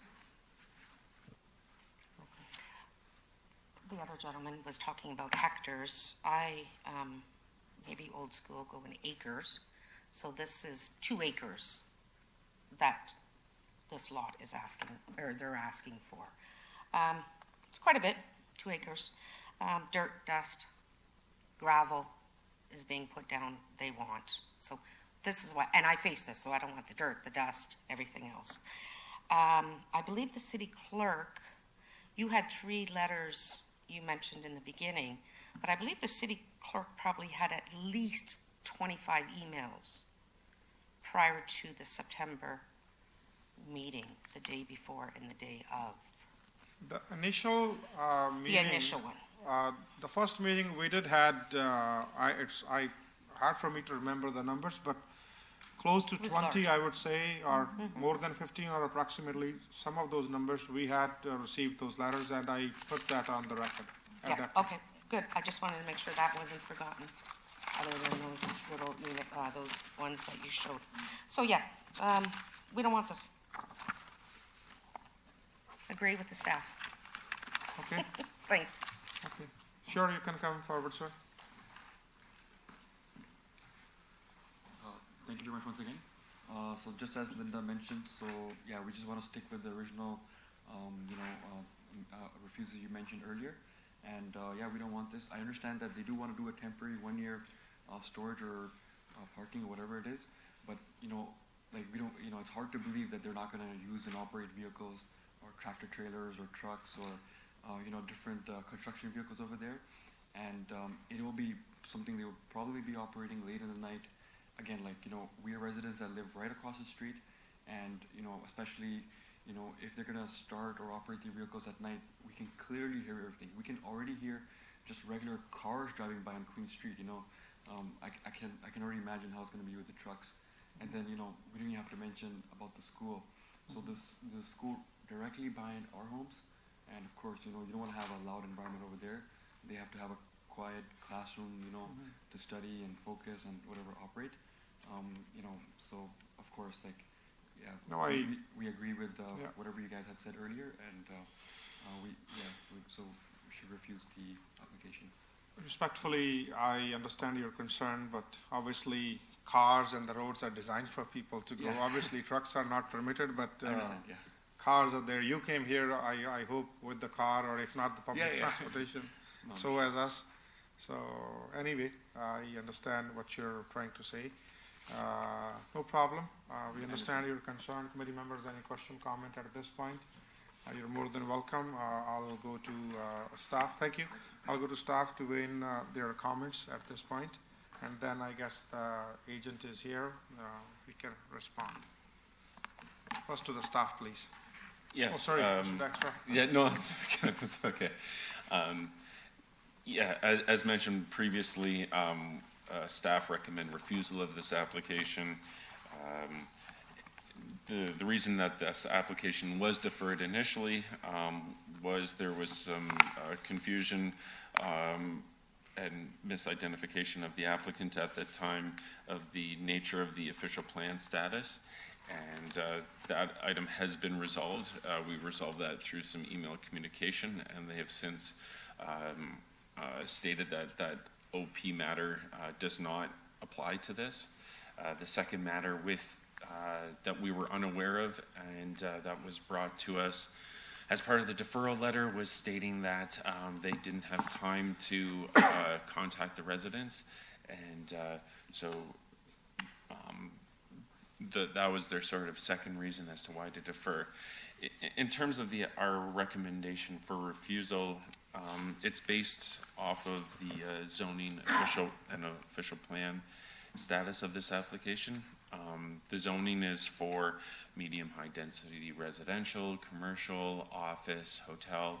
There's a substantial amount of work that was put into it on behalf of the applicant that the city agreed with, and we worked with them over a period of many years to establish that zoning. And second to that, the official plan for this area is a business corridor, and we're of the opinion that the trucking is not appropriate within that zone or within that official plan designation. Staff also are of the opinion that this is not a desirable land use to be located at this point, and we also feel that it's not minor in nature. The temporary basis for this application, we don't feel that that's appropriate for this, whether it's temporary or long-term, and we're not sure if it's going to be temporary or if it could be extended in the future. We do have a site plan in for this, for the buildings as part of the overall residential area, but we're at the beginning stages of that. We don't feel like the building permits are imminent. We feel like that'll probably be we don't know exactly how long that's going to take, and we feel in conclusion that it's just not an appropriate use on these lands. Okay. Committee members, if any question or you want to respond to the staff, and then maybe committee members can ask questions, but back to the agent first. Again, I appreciate you coming up here. Thanks very much. And again, thank you for coming up and expressing your concerns. We've heard this application a couple times, and we, as Ron has pointed out many times, we're pretty lenient here. We always, for the most part, we try to give the benefit of the doubt. We try to help people and balance out our decisions based on, the totality of circumstances and what's in the best interest of everyone. I think in this particular situation, and agreeing with staff at the fact that we've got schools in the area, we've got this place allotted for residential zoning, and I'm a big advocate for generating revenue and business to the city, but I think if we look at what the city is based on as a good place and a nice place to live and work, I think people that are living in the area really don't need to deal with trucks and to that nature in that area. And I know you did make comment that it was for low impact use. It generally starts that way, but I can see where it could easily be abused over time, even if it is only a 1 year process or 1 year time frame. So, I mean, that being said, I mean, I'm going to have to support staff on that, and I want to put a motion forward. Okay, before I go to the motion, if the agent wants to speak.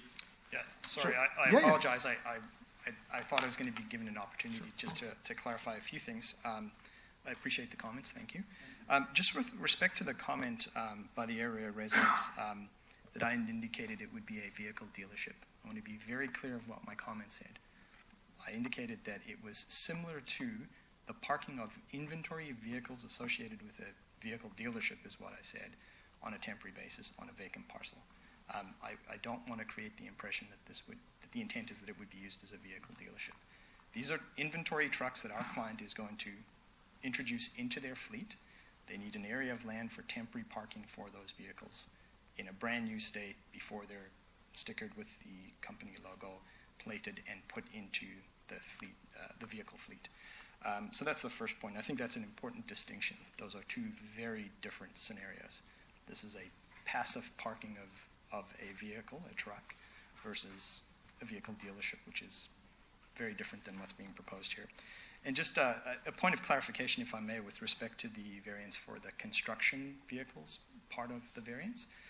It's intended that that would be facilitate the staging of construction vehicles on site associated with the construction that's proposed. So as I mentioned, I believe it's December that our clients will be submitting their building permits. So there's going to be a window where they would like to mobilize their equipment onto the site in advance of getting that building permit. And as I understand it, that's what that portion of the variance is for. So technically under the zoning bylaw, there's going to be a window where you can have the construction vehicles parked there associated with the development of the site, but until that happens, we need a variance for those vehicles to sit there. So it's not as if this is a construction contractor that's using the site.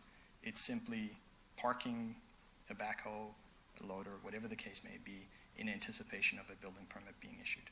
Once that building permit gets issued, then it's considered part of the development and that the use is permitted. Okay, Ms. Doffler? Through you, Mr. Chair, just a question. When do you anticipate receiving a building permit? I've been advised by our client that they intend on submitting in December. In terms of, this is a very big project. In terms of how long it takes for building permit issuance, most municipalities shut down sort of mid-December, just given the holidays and respective vacations. So it is going to take some time for a building permit for a building of this size to get issued. I think the best answer to you is once a building permit gets issued, then that component of the proposed use would be permitted. So are you almost through the site plan application process? I believe that's probably a question that's best asked of staff. Would you like to add something, sir? Sorry, who? Sorry, Mr. as Dockstaff, please go far as the site plan for the building and the residential, we received that a few months ago, but we haven't received any. We received the pre-consultation application for it, but we haven't received the fulsome application for it.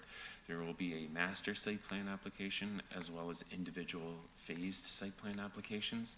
Due to the complexity of this, typically we would see this done within 8 months or maybe a year. We always hope to see it done sooner, but and realistically, this would not be done for the buildings themselves with less than 8 months.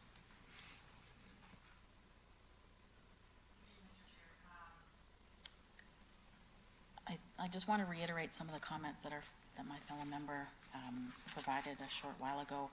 I guess we like to look at everything, and we're supportive of business endeavors, but I think we're also supportive of residential areas. And I think when I look at the 4 tests, I do agree with the staff's review of the 4 tests. I think the character of the area is very strong and it's very sound by the number of residents that have come forward. I think they have formed a community. So I think when you drive into this area, it's evident it's a well-built, well-developed, well-maintained area. Given the fact that the property is kind of at the gateway of the development, it's also a very flat piece of land. In a scenario that I might consider, if it was bermed on all sides and you had access only onto Queen Street, which I don't think staff would support, but in that type of endeavor there might be an option, but it's a very flat piece of land. It's at the it's at the doorstep of a lot of residents. There seem to be traffic issues. I can't speak to the traffic issues. I can recognize that Cherry Crest is a small drive. We've now heard that we have the fire department that's going by, and we have a school and a community center. So I think if we look at the character of the area, the fact that it is a strong community, I think this might not be the appropriate place for storage of trucks. Construction equipment seems to be coming at a little bit of a later date, so your request wouldn't encompass that component of it. So if we're left with the storage of trailers, whether they're mobile or not, it becomes a visual distraction. So I think, from my part, I support staff in their review of the 4 tests, and that this does not meet the 4 tests. Mr. Power indicated he wants to say something. Through you, Mr. Chair, I was just going to reiterate that you guys have had enough time to speak to the residents, and you haven't done that as indicated by the staff since we deferred the last time. So I'm in support of Mr. Offler and Mr. Cope and refusing. Okay, if no further discussions, before I go further, and if anyone else wishes to speak anything, but we have a motion on the floor put forward by Mr. Cope to refuse the application and supporting staff recommendation by Mr. Cope. Do we have a seconder of the motion? Seconded by Mr. Power. All in favor? Thank you very much.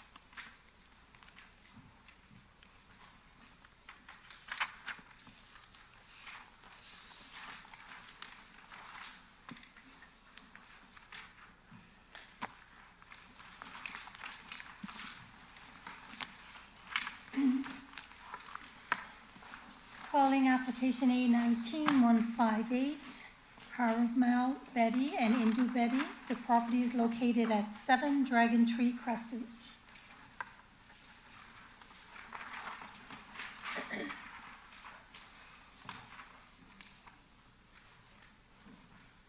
Hello, good afternoon.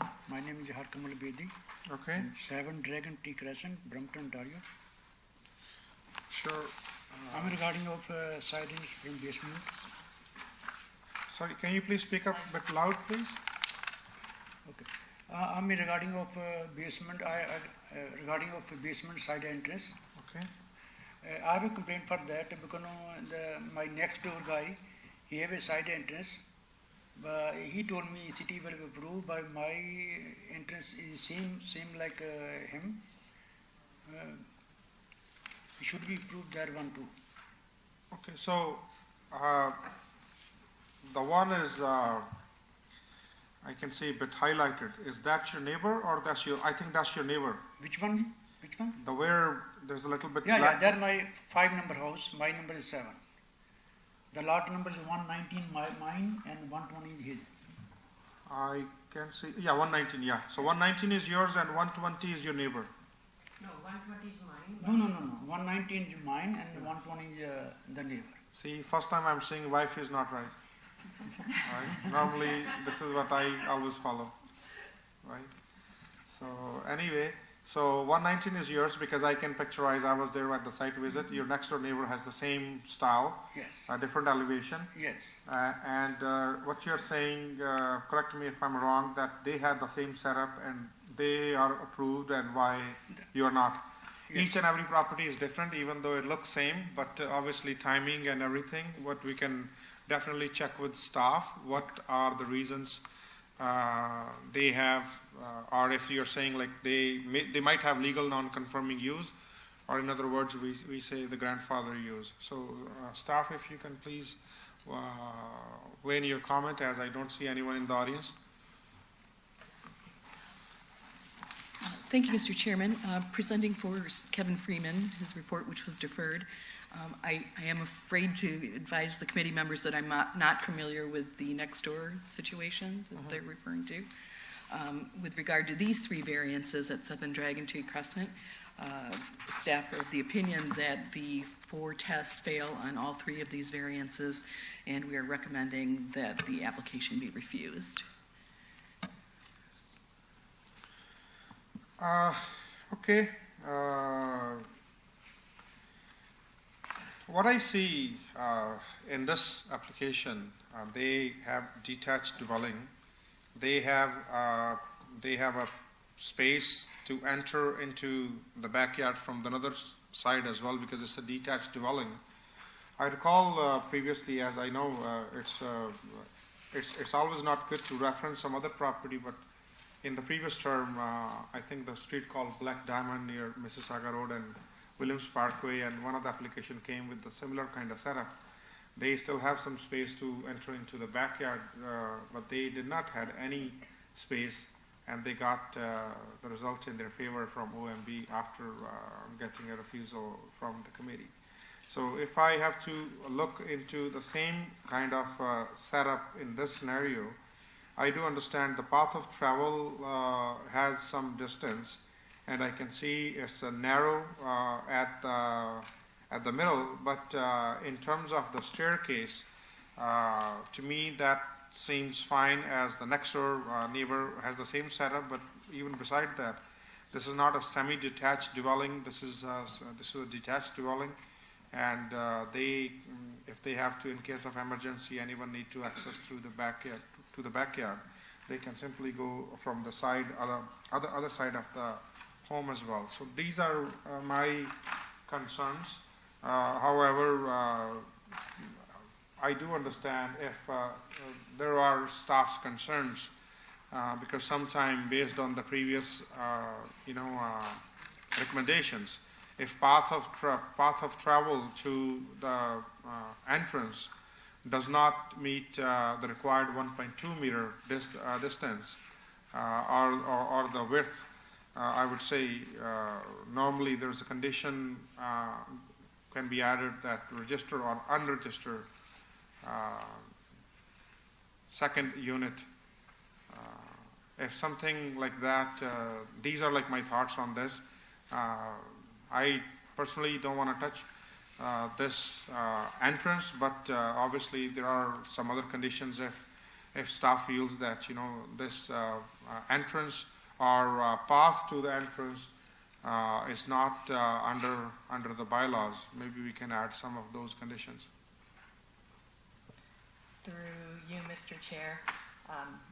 Sorry, just speaking first to the issue of the neighbor's entrance, and I can confirm that that actually was built with a permit back in 2001 and is therefore legal non-conforming.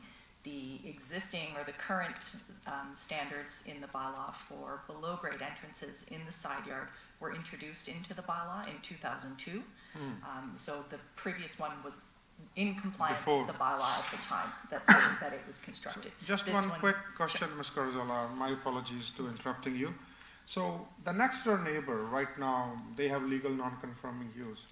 They have a legal non-conforming For the side entrance, correct. In the event, if they come to the city for the second dwelling unit, they would not be permitted, same as rest of the other applications, because the path of travel to the entrance is not meeting the bylaw criteria?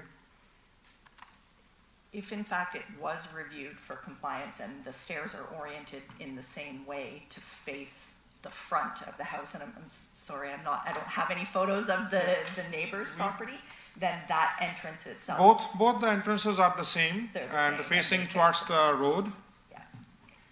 So you're correct. The entrance in the side yard could not be declared to be the principal entrance for a second unit. So they may have had to declare the front door entrance as being their principal entrance for that second unit, and create a path inside the home to the second unit in the basement, which is obviously an alternative as well. If this application should be approved, if you feel that the variance, number one, for the side entrance and the reduced side yard setback is supportable, then that's certainly one variance that would need to be approved. And then, of course, you would have to consider whether the reduced path of travel to what is being requested, I think at 0.71 meters, if I'm recalling, yes, 0.71 meters, so less than 3 feet, whether that would be an appropriate variance and recognizing that the official plan policy does not support any kind of variances to the second unit Second dwelling. implemented provisions. So there's two separate issues there to be discussed. If you are suggesting that the side entrance in and of itself is supportable, then certainly I would recommend a condition that shall not be the principal entrance Yeah. to a registered or unregistered second dwelling Yeah. unit. I would also recommend, and obviously the requirement to obtain a building permit, Yeah. but it's also, this entrance has been enclosed and covered. And I would recommend that the Sure. enclosure and roof structure also be removed. Sure, we can, I can certainly support, and if the committee members are willing to give their input, they're more than welcome. But in this scenario, they were, as like in 2002, we got the new bylaw, in 2001, the similar setup got approved. At the same time, I'm not in favor of this entrance being used as a primary entrance for the second dwelling unit. However, the entrance as is, I'm okay to support, and we can add all those supporting conditions that so they can save this entrance and they can use for their own use or any other means, but How about not. second unit? Sorry? We can make a second unit there? We can use for that? Well, you can come back to the staff and discuss your option at that time, but I can tell you this entrance, the side entrance, for you or for your neighbor, it will not be allowed for your tenant to use as a primary entrance to enter in your basement or second dwelling unit. Okay, so then, so what we can do, we can use just for ourselves. If we have to make a second unit, then we have to. So you have two choices right now, sir. Let me be very clear. If we are supporting staff recommendation, and staff please correct me if I'm wrong, if the committee wishes to refuse this application, you have to shut down your entrance. Okay. Okay, you have to close your entrance. Okay. So you have two choices to make, whether you want to keep your entrance or you don't want to keep your entrance. Okay, close or we can keep ourselves, right? Obviously. You cannot bring people through there, sir. That will not be the primary entrance. Oh, okay, I have a question. If we have to, same door, we have to stay from the backyard. Then the path of travel would... Then we can use from the... That will be a separate application you can discuss with staff. We cannot discuss that here. The time does not allow us. That's a complexity and different issue. Okay. We are just talking about this current scenario in front of us. Okay, so right now, so we can keep ourselves for using ourselves. If Yeah. we have to make it for second unit, then we have to gonna apply for that one, right? Exactly. You need to come to the staff and you need to maybe hire a, not maybe, you need to hire a professional. I have and- an architect hired already, so, so he's gonna make a map, everything, in the next future. Yeah, then you're more than welcome to talk to the staff. Okay. Okay? So we can apply there for, in the Brampton there, Flower City? Yes, Flower Malagan- City. Malagan there, right? Yeah, McQueen and, sorry, not McQueen. We're talking so much about McQueen. McLaughlin and Queen. Queen Street. Yeah, Okay. okay. Okay, but this is not final yet. The rest of the committee members need to talk. Okay, no problem. Okay, so if committee members, I'm okay proposing that the entrance, I support the entrance as is, but I do not support to use as a primary entrance for registered or unregistered second dwelling unit. Are we all on the same page? Okay, staff, if you can please recommend conditions.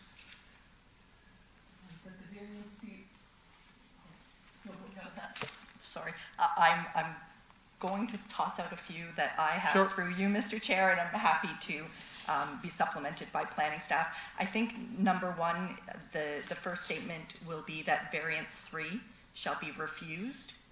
That's the variance related to the path of travel. Variances 1 and 2 are approved, subject to the following conditions. And that number 1, the variance be limited to the extent shown as indicated on the public notice. Number 2, that the below-grade stairway remain unenclosed and uncovered, and the existing enclosure shall be removed within 60 days. Number 3, that a building permit be obtained within 60 days. Sorry, why are we removing the existing enclosure? The enclosure itself requires another variance. So they've got a wall. What they've created is a building addition around their below-grade entrance. They have created a wall rather than just a guard around the opening. So the wall and the roof that has also been extended to cover the below-grade entrance is above and beyond. Number 1, not constructed in accordance with building permit. They would need to remove it anyway. I'm certain it doesn't meet the building code.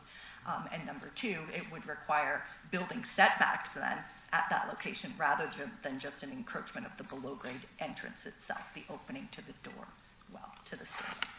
Just one question, Ms. Corzola.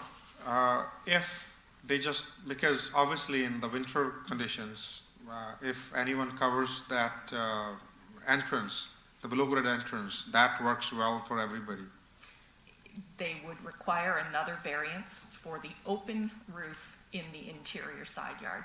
The projection of an eaves into the side yard is only permitted to extend within to a maximum of 0.5 meters into a required side yard setback. So if they wanted to uncover the entire opening, then they would need a variance specific to the roof that would be covering the below-grade entrance. That is why there is a requirement for a drain at the bottom of a below-grade entrance, frankly, because it is open to the elements above. Mm-hmm. Okay, if they have to make the modification for that note, I thought maybe it can be approved as is. As to me, even in the past in N section, there were a couple of same setup were going down, and they had covered by the same way. Or if we can support some conditions.